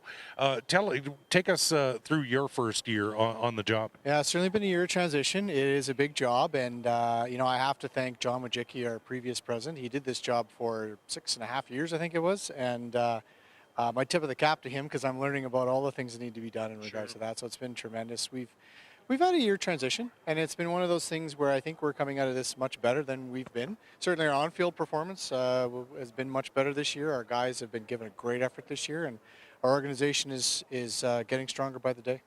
Now, you have some big shoes to fill, and you have some recruitment, not just on field, which you had an outstanding 2017 in terms of recruitment, but now you're recruiting for a big job and with some big shoes to fill as Megan Tanner is leaving as GM. So you've got some work ahead of you in terms of recruiting for that position. Absolutely, Megan has been such a significant contributor to us for over the years. She's been a board member in the past, in the last couple of years as our general manager. So those are very, very big shoes to fill. We've started to have some interest in it, which is nice. It shows the strength of our organization, that people are interested in looking to take over the role, but we're always looking for individuals that are interested in getting involved. It's a tremendous position. and Megan has set it up very well for success. We're just looking for the right individual to take over. And she's done such an outstanding job. I mean, even she began as communications. She's literally had every job with the organization. And we certainly, on behalf of ICU Video, we want to thank Megan for everything that she's done to support us. And you also have a special tribute to your head coach, Darcy Park, who's celebrating his 20th year with the organization. Yeah. Thank you for that. A lot of people don't really recognize that Darcy has been with this organization in one way or another for 20 years now. We did a recognition for him after our last game in front of the players, because a lot of them wouldn't have known that as well. But it's a tremendous achievement. And not only Darcy, but the Park family has been involved. Of course, we had Al for decades prior to that, and now we've got Darcy for the last 20 years. Amazing contribution from the Park family as a whole. Well, we want to thank Brad Gatchney for stopping in, and we certainly, hope that we can turn things around in this second half. The Wildcats trail 29-0 to the defending national champion Saskatoon Hilltops, but there's still 30 minutes to go right here at Clarke Stadium, and let's send things back upstairs to Dave and Chad. Guys? Kevin, thank you very much. Good job talking with Brad down there, and let me personally, anyway, just add my thanks to yours. For Megan Tanner and the job that she did. Throughout the last couple of years, she's had to put up with this old guy coming down and looking for statistics and looking for rosters, and she's done just a great job. And I really appreciate all the help that she's given me, and of course everybody here at ICU Video. Let's talk a little bit more about the statistics. And we mentioned the -10 total offense. You break that down, 34 yards net yards. Team losses 44. That gives you the -10 right there. Yeah, and it's not pretty. They're going to have to generate something offensively. Otherwise, it's going to be an even longer afternoon for the defense. And again, Coach Park is not upset with his defense. They've done a good job. The coverage has been good. These fade routes, they're put up there, and Coach Park hit it right on the head. They may throw up 10, only get 4, but those are 4 big ones they get. And we're not trying to be negative here about this Edmonton Wildcats team. If anything, you got to be positive about the Saskatoon Hilltops. What a football team this is, with 115 yards total rushing in that first half, 161 yards total passing. I mean, that just shows what a great football team they are. They're a fun team to watch. They got a quarterback that can put the ball literally anywhere on the field. Mm-hmm. They got an offensive line that looks the part, they play the part, and they have an explosive running back. So they're good in every facet on offense. They're really good, and I am impressed with their defensive front. Those 2 defensive tackles, not much is getting through those boys. That's right, and we expected to see a good defensive battle, which we have seen despite the score. And I've said it many times this afternoon, great defensive work from that Wildcats defense. But again, you're the coach. What kind of changes do you see being made on offense? And that's where the changes have to be. Well, to me, Swedish seems uncomfortable in the pocket, trying to release the ball on time. So maybe roll Swedish out of the pocket. You cut down the field, so he's only looking at half a field as opposed to the whole field, and maybe then he can start stretching some of that zone and hitting those windows. Would you say that perhaps maybe getting Cody Olsen in there to give Justin Swedish a chance to take a look at what's happening from the sidelines? Sometimes that helps a quarterback. If they take a series or 2 series off and they can take a look from the sidelines to see what that defense is giving, that could be something. I'm not sure if you do that to start the third quarter, but it's an option definitely for the Wildcats. And as you've mentioned a couple of times, he just doesn't look comfortable out there. Swedish does. He seems to be getting rid of the ball quicker than he really has to. Yeah, I think he got hit early a couple of times. That's right. We saw that hammer coming off the edge, getting to him, and I think he perceives the pressure to be there maybe a little bit more quickly than it is. So again, he's got to get that ball down. A couple of those balls have sailed on him, but it's just that comfort level. He's not comfortable with what he sees in these windows of that zone. And again, until he gets comfortable doing that, it's going to be a long afternoon offensively, because they can't run the ball on this team. We've talked offense, we've talked defense. Let's talk special teams. It looked like the Wildcat special team was really coming on there, especially with the kicking of Rosario Camarada. But in the last couple of kicks, he's kind of been a little off on his kicks. Yeah, and he's been a busy man this afternoon. Yeah. And the last couple punts in the second quarter, maybe not his best. But again, he's been busy. He's been out there. I thought the coverage team was really good early on, and then they had that breakdown late in the quarter that led to a 1st and goal and the touchdown. Josh Iwanchina, the leading ground gainer for this Saskatoon team, with 14 carries for 106 yards, and that's a 7.6 yard average. I kidded you about sounding like a broken record, but that's exactly what he's been doing. 7.6 yards almost every carry. And he just follows those big boys up front. He's an explosive runner, and he can break some tackles for sure. Mm-hmm. If you're going to tackle him with an arm, it's not going to work. But again, he follows those big bodies, and they just make it look easy. They churn out 5, 6, 7, 8 yard gains, and that's just routine for this team. Yeah, and I'm sure that he would give full credit to the big boys up front. But hey, he's got to take some of the credit himself. He makes a lot of moves out there into holes that really don't exist, but he still manages to get through them. Yeah, he's explosive. He has a nice jump cut. Again, we saw some of these running backs last night as well, where they get lateral and then vertical almost all at once, and he's a good athlete. So, they got a pretty special ball carrier there. Okay, we know that the Wildcats have had all kinds of trouble running the ball up the middle. Do they go to the outside? Maybe try a couple of sweeps. I mean, they've tried that fake sweep a couple of times. Maybe an end around, that kind of thing, just to mix things up a little. Yeah, you got to try something new. Mm-hmm. Running out of bail between the tackles, that hasn't worked. And so maybe they have some slot back motion they can do. Maybe run some jet sweep, do something. But try to threaten that edge a little bit, because interior, it's not there.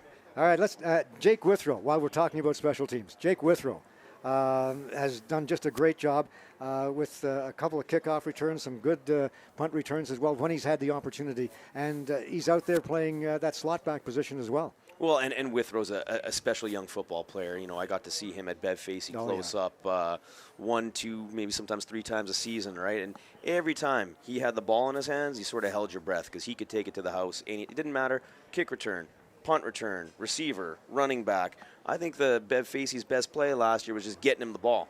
All right, that's just about it from up top here. Let's go downstairs, and once again, here is Kevin. Well, thanks so much. I am with head coach Tom Sargent of the Saskatoon Hilltops, and this is our first, meeting of the season, our first and only meeting of the season. Wow, you guys are good. I mean, in terms of execution right now, let's just start with Jordan Walls. In terms of his ability, in terms of putting the ball in a tight window, he's as dialed in as anyone in the country right now. Well, he's a fifth-year player who's been around this offense for a long time, and we've built around some quality receivers for him as well. So there's a lot of confidence, and so we're going to keep ripping that ball around, and their job is to make plays, and our defense is locked and loaded. So yeah, we're looking pretty good today. Give us a sense of that Wildcat defense. They played pretty well in that first half. Yeah, they're good. They're well coached. We knew coming in we had some challenges, and we still got lots of work to do. It's physical in the line of scrimmage, and as I said, there's 30 more minutes, and we can't let up. We got to keep the pedal to the metal. You've got 30 minutes and one more game, and then it's typical Saskatoon Hilltops. Let's get ready for the national title. What do you guys have to do to make it 5 in a row? Well, we just got to get a little more consistent in our schemes and understanding what and how we're going to do it, and just keep building on our confidence. And as I said, this team will always be healthy. We'll be humbled, and as I said, this is a good test for us today, and it's helping us getting ready for the playoff run. Good luck the rest of the way, Coach. Thanks for stopping in. You bet. And that is head coach Tom Sargent of the Saskatoon Hilltops, and that Hilltop machine just keeps rolling along. They have a 29-point lead going into this second half. Guys? No question. Thank you very much, Kevin. Over the years, the Saskatoon Hilltops team under Tom Sargent has just progressed and progressed, and when you think that, well, they've lost so many players, they can't be as good next year, they come up with a couple more off the farm that just do a great job for them. They set the standard, like you said, not only for this conference, but for across the whole country. I'd say the New England Patriots of junior football in Canada, right? Every year you think, okay, maybe this won't be their year. Maybe they won't be as good, but, it never seems to happen. Every year they pull it together, and they're a contender every year. They're approaching a Celtics-esque, 8 out of 9. They're getting into that Boston Celtics category where they're starting to, it's not just, a couple of years in a row. They're starting to own a decade, guys. That's called a dynasty. And that's why they are as good as they are. We're getting ready to set this second half underway with the Saskatoon Hilltops leading by a score of 29-0. The statistics proving that score out completely opposite of what we saw last night when the Huskies were playing here, where the statistics were very, very close all the way. Yeah, this has been domination here for Saskatoon. Scores are similar from last night to tonight at halftime, but the numbers tell a different story. This has been domination, and Saskatoon doesn't really look like they have any weaknesses to exploit. They're a solid football team. All right. Breaking out of the huddle, the Edmonton Wildcats, Rosario Camarada will be kicking this one away from about his own 45-yard line. And as I mentioned, the wind is picking up. It was out of the east-northeast for the longest time, but now has switched and is almost out of the north right into the football. There's the squib on that kickoff attempt. It goes down to the 50-yard line. Who's got it? Oh, this is going to be close. Nice job by the Huskies. Nice job by Rosario Camarada. And it's going to go to the Wildcats. Hey, good for Coach Park, good for the Wildcats. This is the way to come out. Short kick, I couldn't tell who came up with it there, but that was a really good little dribble squib kick there. Just went 13, 14 yards over. Looks like it was Atlas Blanchette Van Oplu who came up with that loose ball, but a great job by Camarada. That'll get the sidelines fired up. All right, 3 receivers to the far side. Back in the pocket, looking downfield. Lots of time. It is intercepted at the 40-yard line. Taken by number 45, Jaden Ping. And he is stopped at the 45-yard line. And Ping coming up with his first interception of the season. And the window was there. Coach Park talked about the windows in the zone coverage. Receiver sits in behind the linebackers underneath the safety at about 17 yards. The ball's underthrown. That's easy pickings for a linebacker. Even if linebackers don't have great hands, that was a gift. Wow. And that time, Swedish had all kinds of time.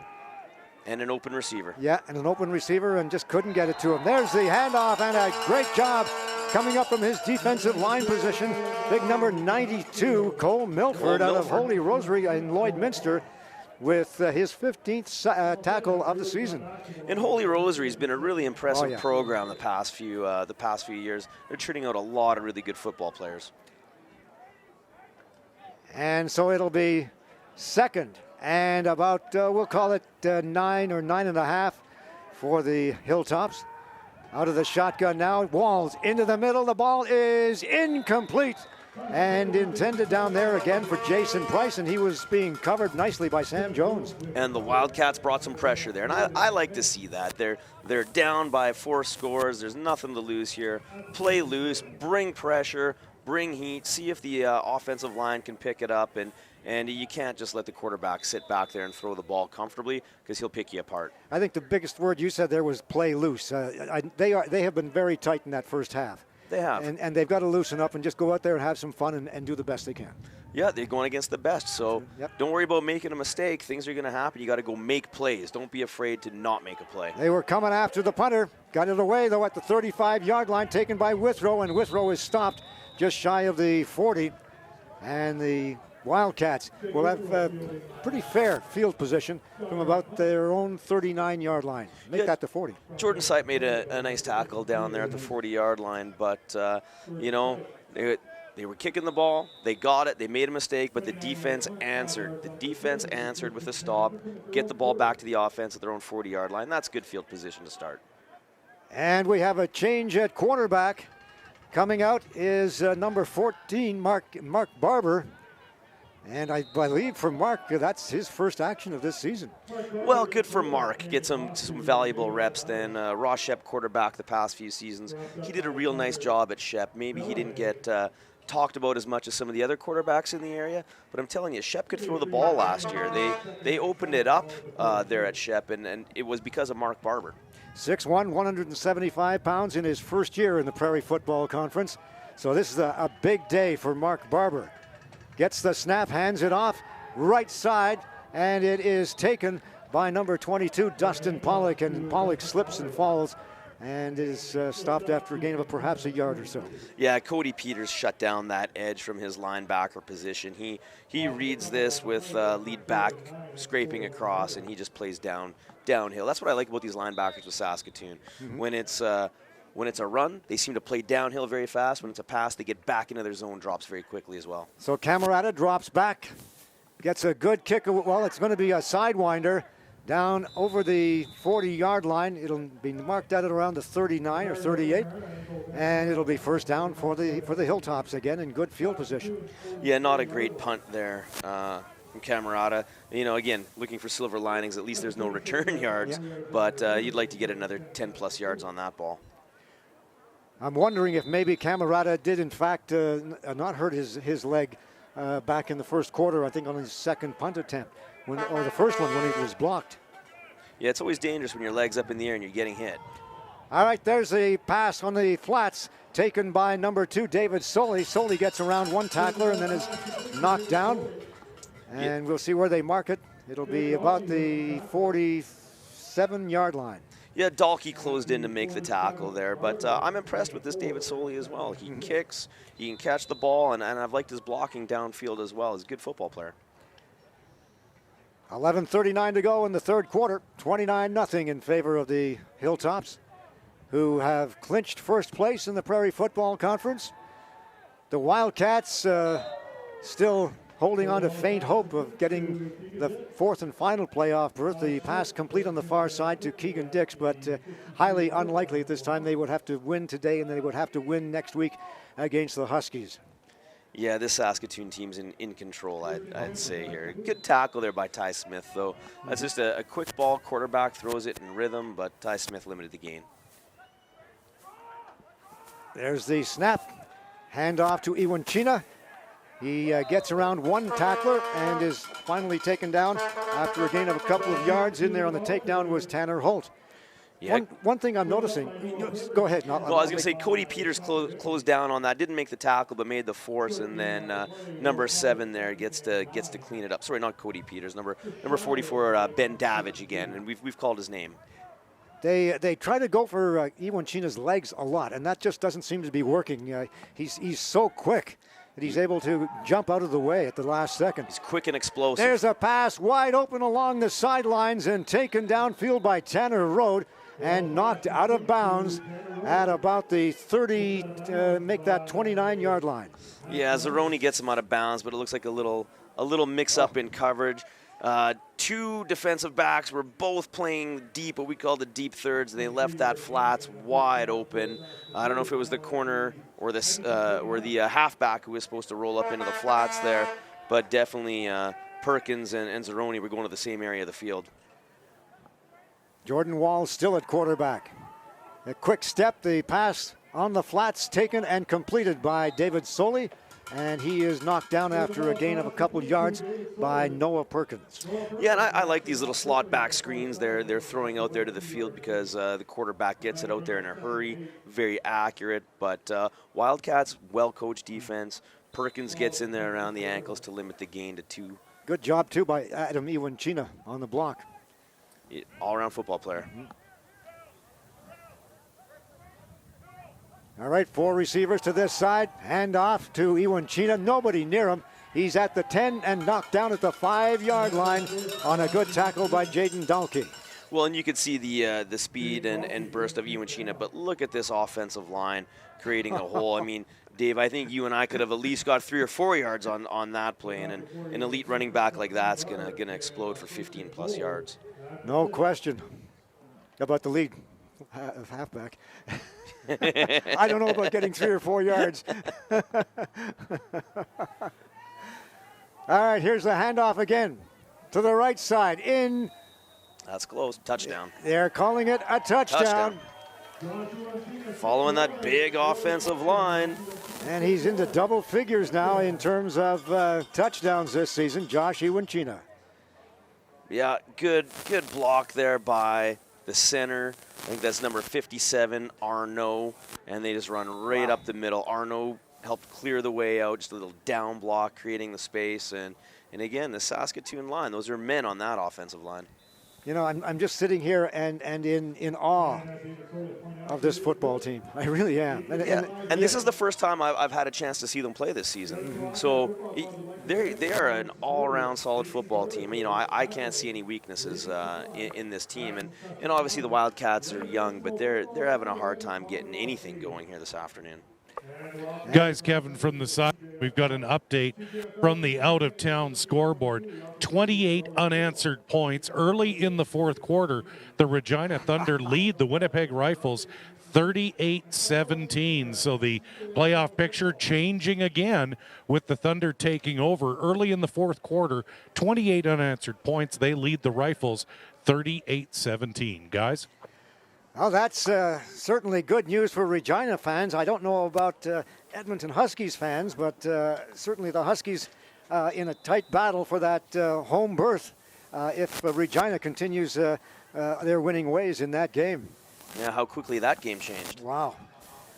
There's the kickoff. It'll come down to Ramon English. He's got some room along the sidelines. He could go. He's at the 50. He's being chased down, gets by the final tackler, and will get in. They're calling him out of bounds. Oh. They say he stepped out of bounds at about the 37, 38 yard line.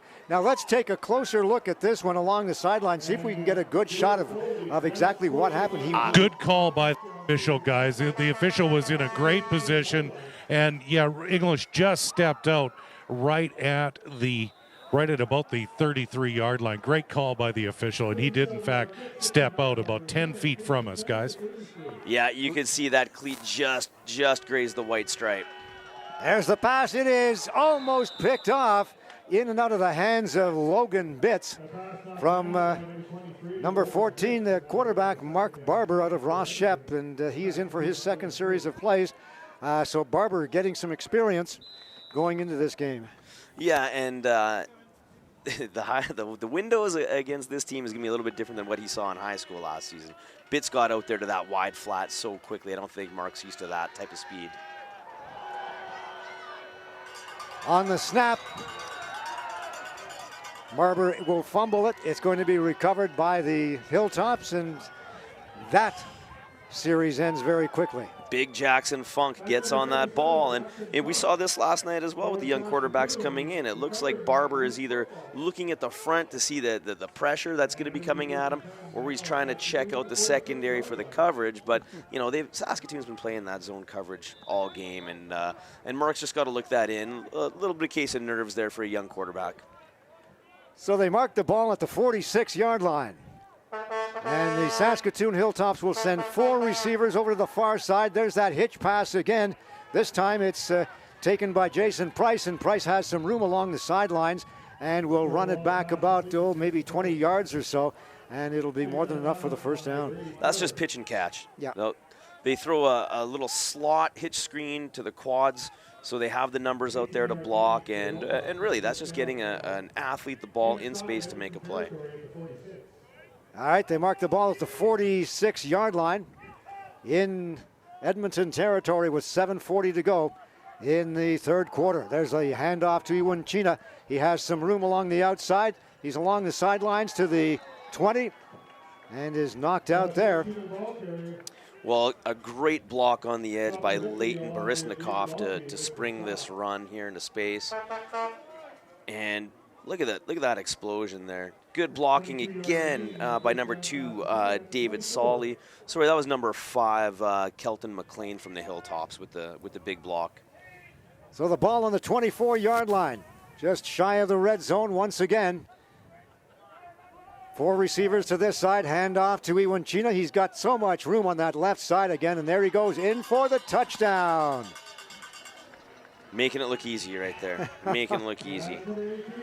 There's just no way that defensive line of the Wildcats can get past the movement of that offensive line of Saskatoon. No, they're just getting hat on a hat, a couple double teams, and once again, number 5, Kelton McLean comes over to make a key block on the edge, and all types of space for the running back. Now you talk about stringing it out and stopping the runner, but the linebackers are so intent on watching the middle, they just don't know which way Iwanchina is going to go. No, they don't. You see all 3 linebackers stepping up into the middle, and that opens it up the edge because the D end got washed inside, and that's that's great execution by the Saskatoon team. So we can say, okay, well, the Wildcat defense is getting tired and some young guys are getting pushed around a little bit in there, but really good execution from Saskatoon.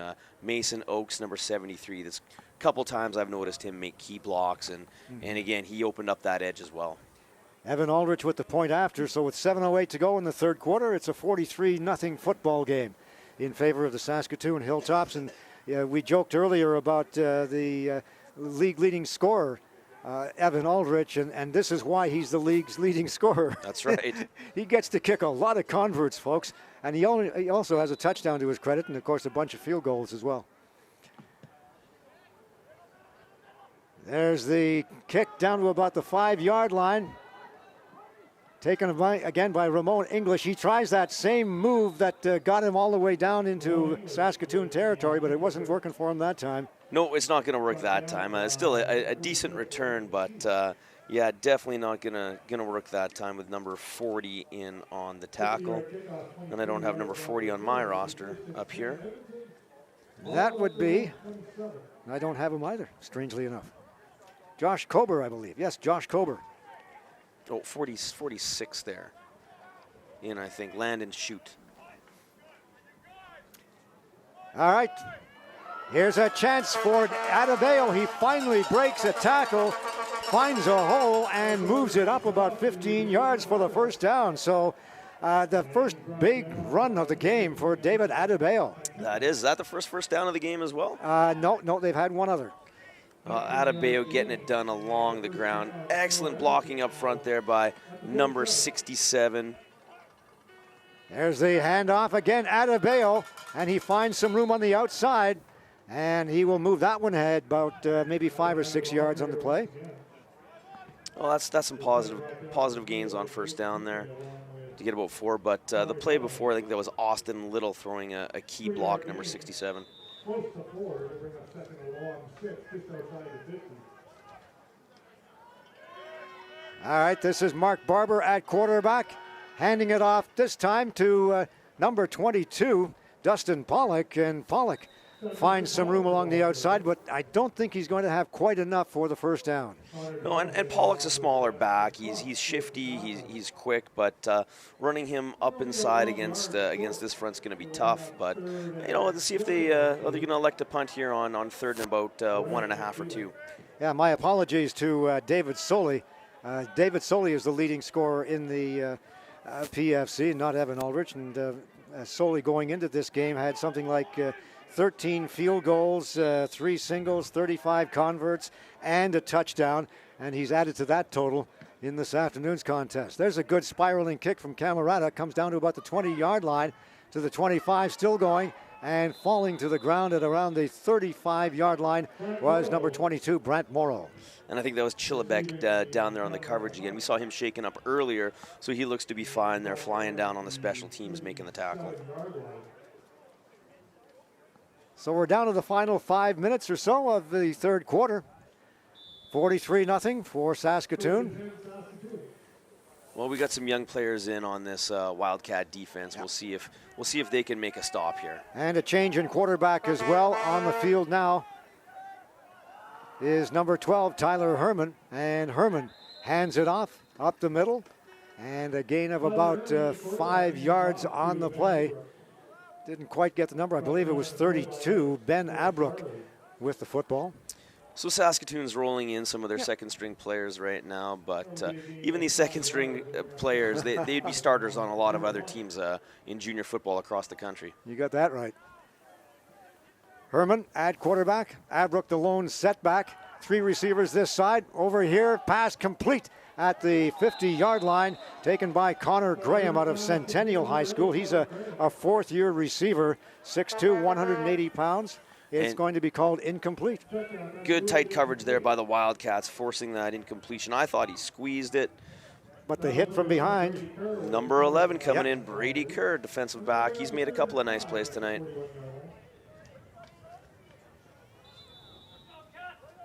That's an important stop for this Wildcats defense.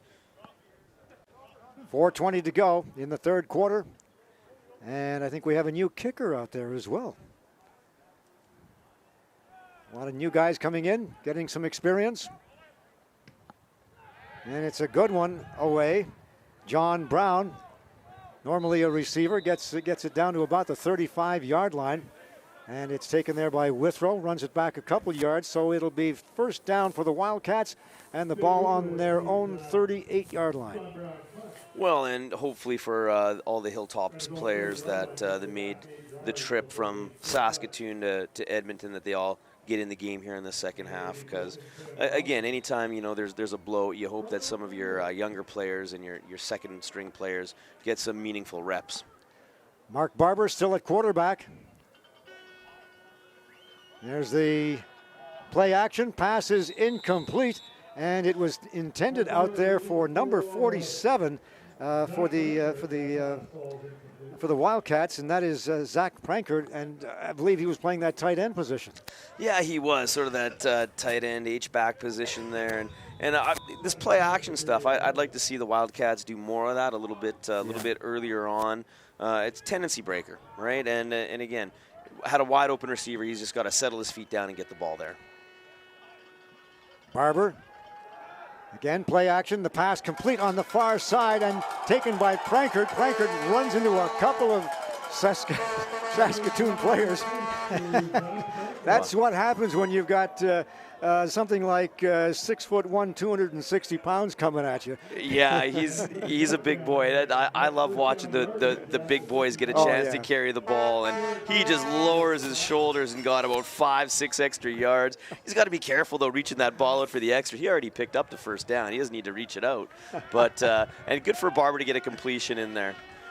From the 50, first down. There's a pitch out to this side, and a nice job of cutting into the middle was number 29, Braden Chillibeck, and Chillibeck runs it across the midfield stripe, and they'll mark it at about the 54-yard line, so he's about 3 yards short of the first down. But it's amazing how just one play can all of a sudden jumpstart a team, right? Just to see a big running back lower his shoulders and plow over a defender for a first down, that gets everybody pumped up. All right, three receivers top side. Motion goes to this side. There's the handoff, and caught in behind the line of scrimmage was Braden Chillibeck, and he's going to be dropped for a loss of a couple. Yeah, I think that's Jaden Ping who came in there, number 45. Phil's downhill in a hurry to prevent the running back from being able to find the crease in the space for the first down. So again, Camerata will be forced to kick this one away. From a little bit better field position, about the 45-yard line, he'll get this one away. Takes the snap, left-footed kick, kind of sails up into the air, straight up and straight down, and it's taken out of bounds by Tanner Road, and it'll be good field position again for the Saskatoon Hilltops. Yeah, that's just a bit of a wonky-looking kick. The snap is very good. Right on that left leg. It's almost like he's trying to angle it to the wide side to the field, but just gets caught up quite short. And he's kicking into the wind, too, and that looks like it's getting pretty brisk out there from about the northeast now. Yeah, anytime the wind picks up, you hope your punter adjusts his drop and his release a little bit to get more of a line drive in to get some distance on that ball. Herman, the quarterback, play action, pass, it is incomplete.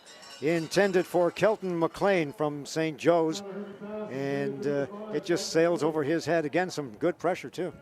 Yeah, and just a little hide route here coming from the slot back, coming across underneath that formation. But even had he caught that, Dalkey was right there and would have limited that gain. I think that might have hurt. Dalkey was going straight for the legs on that one. Yes, he was. Herman at quarterback, three receivers on this side. Herman looking into the middle, he passes it, it is incomplete. And a great defensive play by Jaden Dalkey. And you'll watch, this is something you don't see very often, but he'll just grab the arms just as the ball gets there. Yeah, he was really well timed to reach over top of that, knock the ball down, disrupt it. Had he missed, Kleider might have picked up a lot of positive yards, but Dalkey, a little bit risky of a play on that technique, but there's a reason he's an All-Canadian, and like you said, practicing with the Edmonton Eskimos is an outstanding player. And again, the Hilltops will be forced to kick this one away. Good semi-spiraling kick bounces in favor of the Hilltops all the way down to the 5-yard line. Withrow will pick it up there. Does he find a hole? Yes, and almost breaks one, but is taken down at the 15-yard line from behind. Connor Delaney, defensive lineman, downfield with the tackle in space. And this is why you got to catch the ball in the air. For the Hilltops, a very fortunate bounce back inside the 5. And Withrow about 1 or 2 steps away from maybe popping this one for some big-time yards. Might have been a little miscommunication back there, too, with the other receiver. That's what it looked like with 2 guys back there. And usually it should be one guy gets to talk. It's me, or you. So I don't know if anybody talked there. Quads on the right side. The pass is complete over the 20-yard line to Lucas Howe. And Howe will pick up a gain of close to about 8 yards, 9 yards on the play. Well, and that's a nice throw from Barber. Takes his steps and throws in rhythm. And these are the windows Coach Park was talking about. Windows are there in the zone coverage. You just got to be comfortable stepping and throwing into those windows. So Barber under center. Second and 1. There's the handoff right side. And it'll be enough for the first down. That's some tough sledding inside there against these big bodies. And again, it was Braden Chillebeck. Good hard run there by Chillebeck to pick up the first down. Out of J.R. Robson High School. Only 5'8". But boy, I tell you what, he can run the football. And he runs hard. And I've loved his effort on the special teams today as well. Motion goes to the left. And there's all kinds of motion along the defensive line, and I think it's going to be called against the Saskatoon Hilltops. It looked like number 45 down there, Jaden Ping. Yeah, it looked like Ping started to encroach, and I think that forced Austin Little to get back up out of his stance, so flags go down.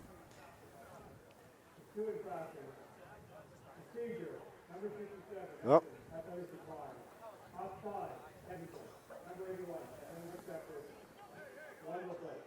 Procedure and offside against the Wildcats. So they're saying the receiver jumped offside, and the offensive tackle did in fact get up out of his stance, but they felt the pressure coming. I thought Saskatoon might have been bringing the hammer down there as well off the edge. They line up their halfback down there at the line of scrimmage again, and he's coming. Quads on this side and into the middle. The pass is complete at the 25-yard line, and it'll be maybe a loss of a yard or so on the play. And a couple of injured players, including Jake Withrow, who is hobbling on his right leg.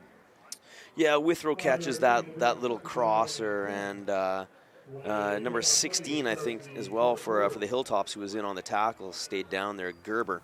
That's the end of the third quarter of football, and we want to remind you about some of the many sponsors of this Edmonton Wildcats football team: the Madson's Custom Cabinets, Tanner Young Publishing Group, McElhaney, JC Boiler Services Limited, Regent Supply, and of course the Edmonton Eskimos, who are on the road and in Saskatchewan tomorrow. Hopefully they'll have a little bit better reception than what the Wildcats have had from the Saskatoon team. But right now, let's go downstairs, and here is Kevin. Well, thanks so much, Dave. And of course, coming up for us, our next ICU video procast comes up next Sunday afternoon, October 14th, 1 p.m., right here from Clarke Stadium. And we close out the 2018 regular season with the Battle of Edmonton. The Wildcats take on the Huskies in the final regular season game for both clubs as the Huskies get set for the postseason. It'll be a they're hoping, both clubs hope to fill Clarke Stadium next weekend. We certainly want to see that as well. So make sure 1 p.m. if you can't make it down to Clarke Stadium, make sure you join us on the ICU Video Prairie Football Conference Procast. The Battle of Edmonton, the regular finale next Sunday, October 14th at 1 o'clock. Kickoff right here at Clarke Stadium. Guys? Well, it'd be great to see a big crowd out here for that football game. Absolutely. It'll be a lot of fun to watch it. It always is when these two teams clash. And it's graduation day for a number of Edmonton Huskies players as well. Today was graduation day for the Edmonton Wildcats. David Adebayo, Evan Kochesarli, Mackenzie Lawson, Brady Kerr, Jaden Dalkey, Mackenzie Cornell, Brandon Rebnord, and Justin Swedish, all heading to other aspects. Very of their proud day lives. too, Yep. with the parents, and you know what, the Wildcats do it upright. They do it first class all the way with the families involved, and it's a very proud day for a lot of football families, guys. You betcha. It is the Edmonton Wildcats with first down, ball on their own 26-yard line. Mark Barber, the quarterback, motion goes to this side, drops back into the inside. The pass is incomplete and intended for number 81, Lucas Howe, and Howe heard the footsteps. He did. Gerber was closing in on him quick. And again, the receiver flashes open. Barber's just a little bit behind the receiver here. You got to get that ball out in front of the receiver so he catches it in stride, and then he'd be able to get some positive yards. But Saskatoon doesn't give you a lot of room. 2nd and 10, ball on the 26-yard line. I'll make that 3rd and 10, I'm sorry. And Camerata gets a good kick away. It'll be to the center field stripe. I was kind of behind the corner here in the press box, and I didn't see Camerata standing back there. Yeah, well, there was a penalty on first down still Yeah. in the 3rd quarter, so they were in 2nd and long and couldn't convert. That was a senior moment. No problem. All right, so it'll be first down for the Saskatoon Hilltops. And the ball is on the 52-yard line in Edmonton territory. Tyler Herman at quarterback. Iwanchina still in the backfield, and he crashes forward and is stopped almost immediately. Well, Cole Milford's in the backfield, and Wow. he's a little slow to get up, but we saw a shift on that Wildcats defensive line, and I thought they opened up a bit of a bubble as the defensive lineman shifted over, but number 7 and 92 come down in on that tackle there. Number 7, Chopper Hippies, had an active afternoon. Good young linebacker. This time they send 3 receivers out to the top side. There's motion along the line, but no flags. There's the pass complete at about the 38-yard line. And Dalkey kicking himself. He kind of felt like he should have had that one. Yeah, and this is tight coverage, but again, good pass here by the Hilltops. Released right on time, a yard and a half short of the sticks. We'll see what they do here on 3rd. So they mark it at the 44-yard line. 3rd down rather. And maybe a yard and a half or so, so they're going for it. Tyler Herman under center, hands it off to Iwanchina. Iwanchina finds the outside and is out of bounds, but not before he picks up 5 yards on the play. Well, I guess he needed a yard and a half. yeah. Iwachina seems like the obvious choice to give the ball to, doesn't he? Uh-huh. And again, he fakes to the inside, takes off to the outside, gets around the coverage, and picks up another 5 yards. And Kelton McLean had a really nice block on the edge. And again, in this league, in junior, you're still allowed to block below the waist out on the perimeter with some of these receivers and backs. And I've noticed a lot of that today. Very effective blocking. 4 receivers to this side. Motion goes to the right. And this time it is Herman, complete at the 5, in for the touchdown. Wide open. Johnny Sean Brown. Wide open on that. We call that a divide or a diagonal route. Little play action. Opens it up. Pulls Tony Savchuk just slightly out of position, and that opens it up for the receiver, Johnny Brown. And there, folks, is an indication of just what kind of a quarterback the Saskatoon Hilltops will have next year. That's right. He looks like a starting caliber quarterback, that's for sure. There's no question. Tyler Herman, he's had a good deal of action this season. With actually going into the game with 194 yards. He's thrown for 4 touchdowns, 12 out of 16 in completions. But I tell you what, a pretty good average of 12 completions. Yeah, I don't think this offense is gonna miss a beat with this young man stepping in next season. Yeah, the whole team. Yeah, that's right. 12:44 left in the 4th quarter. We're looking at a 50-0 football game, and there's always something special about when you break that half-century mark. Oh, there is. And don't kid yourselves. You know, teams look for that, right? The 50 burger, we call it.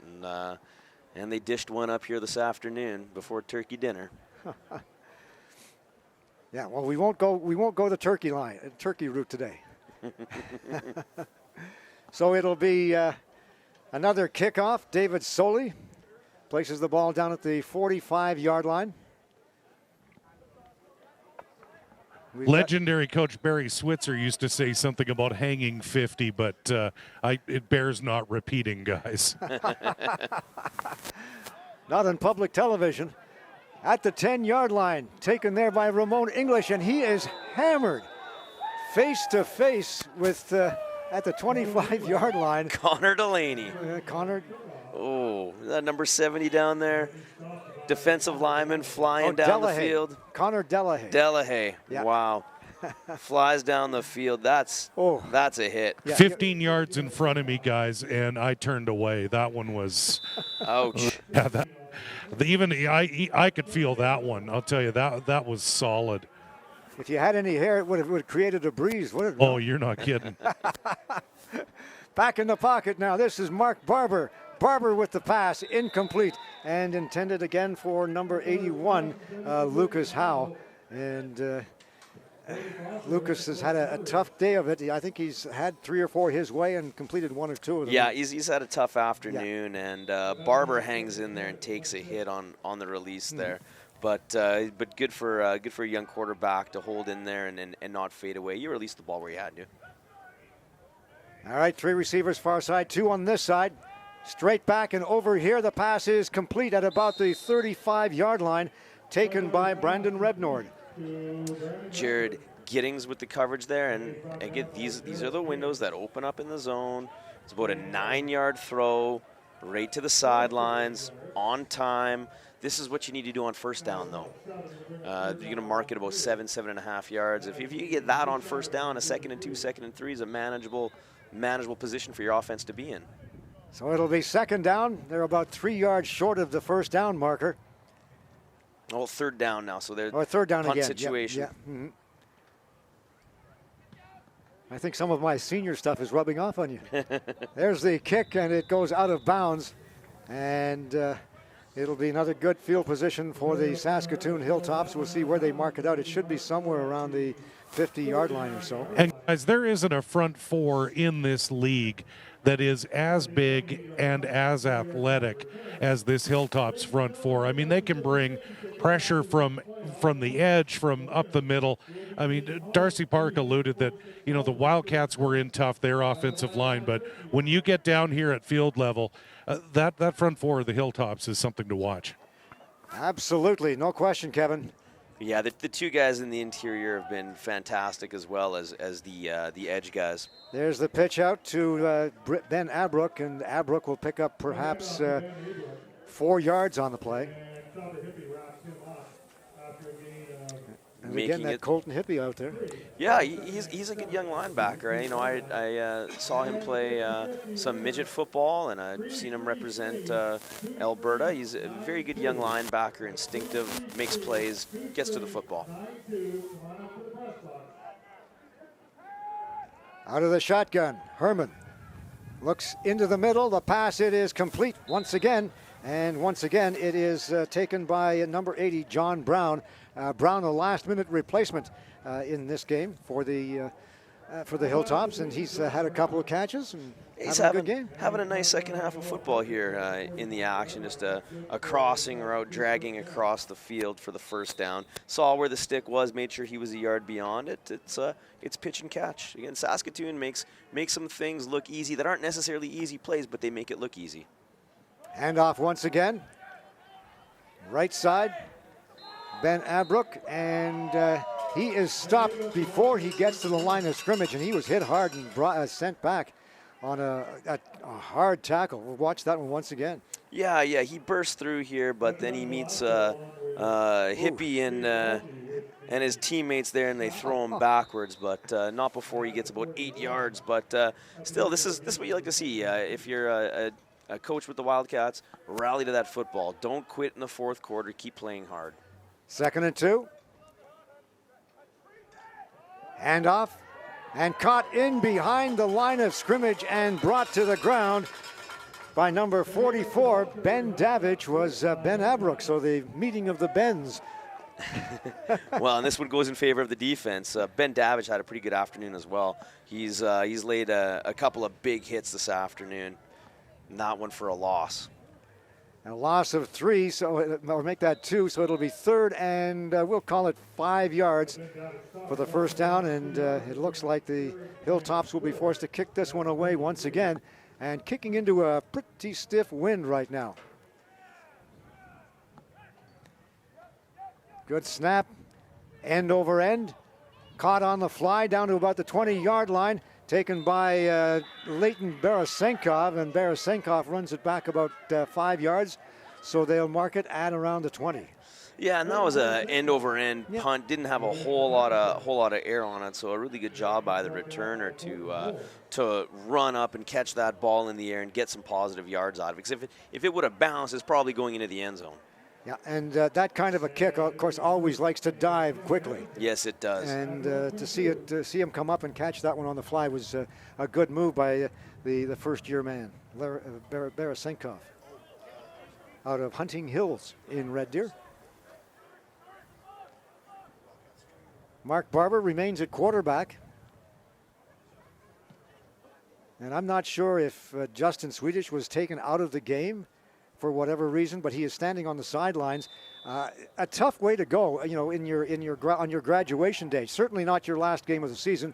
They'll play again next week against the Huskies, but a tough way to go on a day when you're celebrating your graduation. Yeah, I'm sure that's not the way he envisioned this afternoon going, but it's a good opportunity to get the young quarterback, the first-year quarterback, some reps, and find out if, in fact, you know, Mark's going to be the quarterback of the future going forward. And I said I was very impressed to see Barber, his growth, maturity at Shep over the past few years. He really became an elite high school quarterback last season.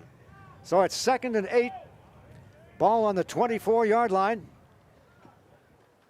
Play action, pass is over the head again of that big linebacker turned tight end, Zach Prankard from Centennial High School. They've tried that play a couple of times, and 2 out of the 3 times they've just thrown over his head. Yeah, and this is a pretty tough throw right in there when he's on his back foot, rolling out a bit there. And again, 23 who's had an active day as well. Logan Bitts looked like he was closing down on that pretty quickly. So Camerata with the wind behind him will kick it away from about the 15-yard line. Gets a wobbly one off the side of his foot. Gets a good bounce, though, and it goes out of bounds at around the 53-yard line. So a good job on that bounce anyway for Camerata. Yeah, that's a very fortunate bounce that the Wildcats got right there, because a lot of these punts aren't traveling very far here. And we started seeing that in the second quarter, and it's just continued in the second half. And guys, we've got a final score from out of town. China Thunder 38-17 over the Winnipeg Rifles. So the Thunder maintain that score and close out. They improved to 4-3. So the playoff positioning continues in the PFC, guys. Well, if Regina can beat Calgary next weekend, they will end up with a 5-3 record.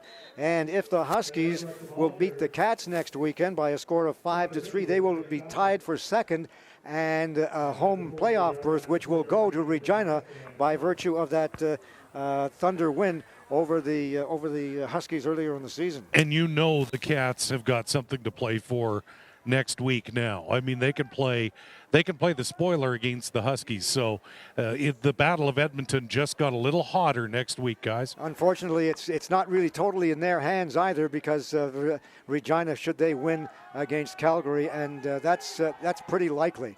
There's the pass. It is intercepted on about the 10-yard line, and going up for it is number 2, Tony Savchuk, whose name we haven't called it this afternoon at all. Oh, Tony's had a pretty quiet afternoon, but you know, he's a veteran player, a real leader. And again, I remember Tony with Jasper Place for a couple seasons. When I was coaching Bulldogs, he gave us nothing but headaches as a safety. He'd come down, he'd make run stops in the backfield. He was fearless, he's tough. He's everything you want in a safety, to be perfectly honest. So nice to see Tony make a play here this afternoon. 4th-year man coming into this game with 12 tackles, and I believe is his first interception of the season.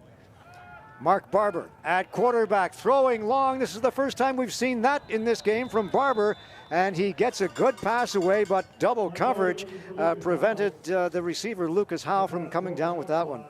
Well, and this is, again, Saskatoon in a zone, in a cover 3 type of zone where there's 3 deep players. So if you're going to attack it deep, it's got to be down the seams, but the ball has to be thrown on a line, down the seams, over top of the linebackers and before the safety in the corners. Yeah, he doesn't have an arm like Jordan Walls. There's no question about it. But then he's only a youngster. He's about 18, 19 years old. That's right, just out of high school. Yeah.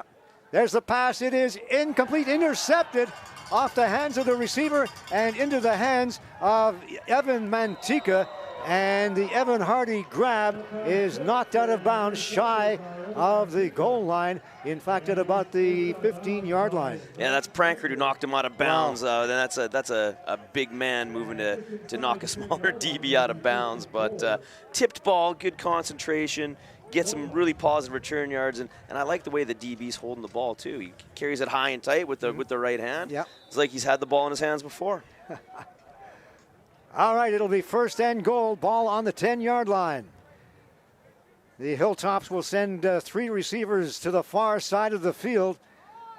And there's a handoff to Kelton McLean. And McLean, a third-year man out of St. Joe's High School, carries it forward a couple yards for a gain of 2. And he's wrapped up by Chopper Hippie. Yep. Gain of 3 yards. It'll bring up second and goal now from the 7. Hippie has come on in this second half. We talked so much about a couple of other great defensive moves in the first half, but tell you what, it's been Colton Hippie, or Chopper Hippie, all the way. Hippie, Davich, these linebackers have made some plays. Second and goal. There's the handoff, right side, and stopped shy of the goal line.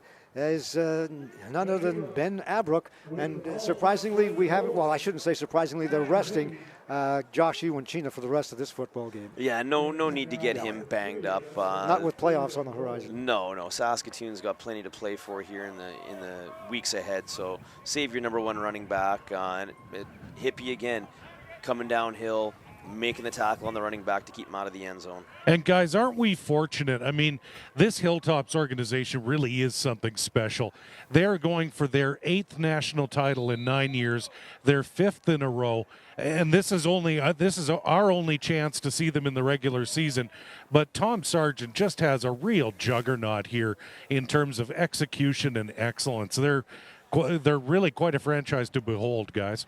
Absolutely, and the leading scorer is right there, kicking it, Kevin, and he puts it through the uprights for another addition to his scoring lead in the Prairie Football Conference, David Soley, and he's only in his 2nd year out of Holy Cross High School in Saskatoon. And we all know how difficult it is to build an organization, guys. We've been around the football community for a while, and we talk about the Wildcats trending upwards, but and certainly they are, but when you have an opponent like the Hilltops, you obviously want to emulate that franchise. But as I said to Tom Sargent, man, these guys are good. I mean, when you factor everything in, this Hilltops organization is the class of the league and the class of the country, really. Absolutely, Kevin. There's a handoff left side. It looks like Braden Chillibeck once again, and Chillibeck will move forward about 7 or 8 yards on the play. Good run for Braden Chillibeck. Yeah, Chillibeck is hitting that line of scrimmage with a head of steam, and after contact, he's able to get a couple more yards. And if they would have had first downs like this in the first half, it could be a different ball game. Second and about 3. Ball on around the 42-yard line. There's the snap, and the play action, and taken down from behind rather heavily was Mark Barber, but he'll get up okay. Yeah, it looked like Barber was a little bit hesitant to take that one. I think, they faked that inside zone and had the option off of that, and I think he wanted to give more than he wanted to keep, but the defensive end bit upfield with the running back, so Mark had to pull that one. Offside is going to be called against the Saskatoon Hilltops, and interestingly enough, on that play action, the play action was to none other than Zach Prankert, yeah, that's number 47. Right. So they're giving him all kinds of chances to shine at different positions. Well, let the big boy, show him some love, right? Let him get the ball. And, if you fake it to him, he's going to draw a crowd. You notice him. So with that penalty, it's a first down for the Wildcats. Hand off. And Braden Chillibeck doesn't even get to the line of scrimmage. In fact, he is stopped at the 45 in loss of about 2 yards, or maybe a yard on the play. Connor Delahaye again? Yeah, Delahaye, yeah. Yeah. And got me guys, doing it. we're going to hope to get an interview with one of the members of the front four, either Delahaye or Caleb Height, and I'll be on my best behavior and ask very politely. These guys are downright scary. And that last play proves it. So I'll be as polite as I can, guys. One tip, look up. Look Way up. No kidding. Handoff, left side, and a gain of about maybe 3 or 4 yards on the play. It was 2nd and 11. And it's hard to imagine, Dave, but, someone half my age, I'll be calling him sir. With a smile on your face. Very, yes, sir. Yes, sir. Absolutely. That whole defensive line, I mean, from Nittig, McNabb, Funk, all those guys, they can get the job done. I was impressed with those guys this afternoon. All right, they're staying out there. It's 3rd and probably 6 or so. Ball on the 51-yard line. And play action, getting the ball away into the middle. It is picked off at about the 35-yard line, and still with it, his second interception of the game for Evan Mantika. Wow, and Chillibeck showing effort to make that tackle after the interception. I like the hustle. Quarterback, he's down. Chillibeck's down. Yeah, hustle to make that tackle on the interception, but Barber got hit. He got hit on that release, and that was Connor Delahaye again who provided the pressure. Well, welcome to the PFC, Mark Barber.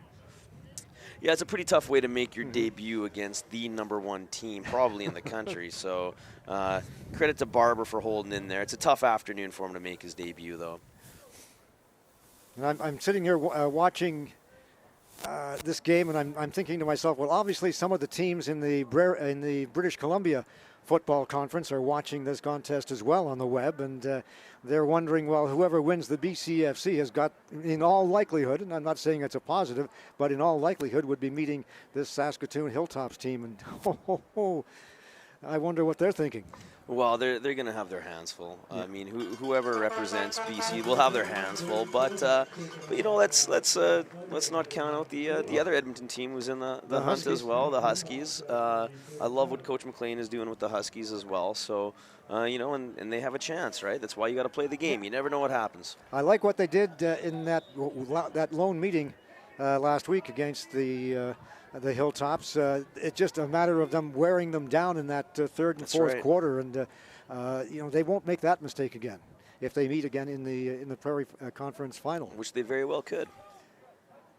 All right, there's a snap to Tyler Herman, and he hands it off to Kelton McLean, and he'll move forward a couple yards. I think the key, guys, to defeating this Hilltops team is if you get the opportunity with a turnover or a big play, you have to seize the opportunity. These guys don't give up an inch, really. I mean, in terms of creating their own opportunities and taking advantage of turnovers from the other team. If you're going to beat this Hilltops team, you have to seize absolutely every opportunity. Thanks, Kevin. It's 2nd down and 10. Ball on the 37-yard line. 3 receivers on this side now. Looking over here and now looking to the far side. There's the screen pass. It is complete. Taken by number 32, Ben Abrook. And a good job by Tyler Herman. He looked off to the left and then fired to the right. He did. That's a perfect way to execute a screen. He's looking left, invites the pressure up the field, gets it out to the running back, number 42 in pursuit, Ben Monks. And it's going to be real close. They gave him the first down. So ball on the 46, 47-yard line. And again, it's plays like that, like a screen pass that they make look so easy, and it's not necessarily an easy play to execute. It's the little things that make this Saskatoon Hilltops team so big. And there is Dalkey. Jaden Dalkey. Dalkey coming down from his safety spot. On his graduation day, letting them know that he's still around. What a player. What a player. Yeah, he makes impact. When he comes downhill, he's hitting like a middle linebacker. All right, now we've got quads on this side for the Saskatoon Hilltops. One receiver on the boundary. And there's the handoff. Ben Abrook. Abrook gets around a couple of tacklers and is taken down again by Jaden Dalkey. And if Dalkey doesn't make that tackle, again, he's probably still running to the end zone. He will be sorely missed next season. There's no question about that. He's got such great technique when he's tackling. I mean, he makes no mistake about it. He wraps him around the waist usually and takes him down that way. Well, and the play before was actually just a perfect form tackle. Yep. But he rolls his hips through, he gets nice and low, and he drives. That's textbook. Again, quads on this side. Looking over here, the swing pass complete, taken by Connor Graham. I think he thought he was going to be hit almost immediately. I think so too. I think so. And that looks like, was that number 24? That's one of my guys right there. That's Chase LaRose getting a chance to get some reps in, second-year player. Chase LaRose making a nice tackle. Out of Belrose. And he limits the gain to only, well, maybe 3 yards or so. So it'll be 2nd and 7. Ball on the 46-yard line. We got Hunter Lawson taking a knee here by the sidelines. I see some blood coming down from the forehead. That'll sometimes happen when that helmet comes down on your nose. Yeah, that does happen sometimes with the impact. And because he took a knee, he'll have to come off. You know, if he would have just stayed up, sometimes they give you the blood time out to clean it up. But he took the knee, so he'll have to come out of there. It's a pretty bad cut, guys. This is going to take a while, and it's always that area too where you can't get that area to stop bleeding either. You know, when you get the top of the helmet coming down across the bridge of the nose. So yeah, it's definitely you need I don't know if we need a trainer or a cut man down here, but he's definitely going to sit out the rest of this game. So they're taking him straight to the room because that is a rather nasty cut, guys. How about he comes up smiling, and they'll look after him. Probably won't have to stitch him up, fortunately. Tough area to stitch anyway. There's the handoff once again, and once again it is Ben Abrook, and once again it is Jaden Dalkey. Those two are going steady. They are. They're going at it. And, and I love the way Dalkey comes downhill. We see 53 coming off the edge on a blitz here for the Wildcats. DJ DeSuter, but a nice trap block there. They had the pulling lineman coming over with the trap block off the edge that opened up that run to make it 3rd and inches. DJ DeSuter in there, and nice to hear some of the names that you don't ordinarily hear. A lot of the young guys getting some action. That's right. And again, in a lopsided defeat, you hope some of the young guys get in there and improve. Waiting for the clock to run down. It does, and that is the football game.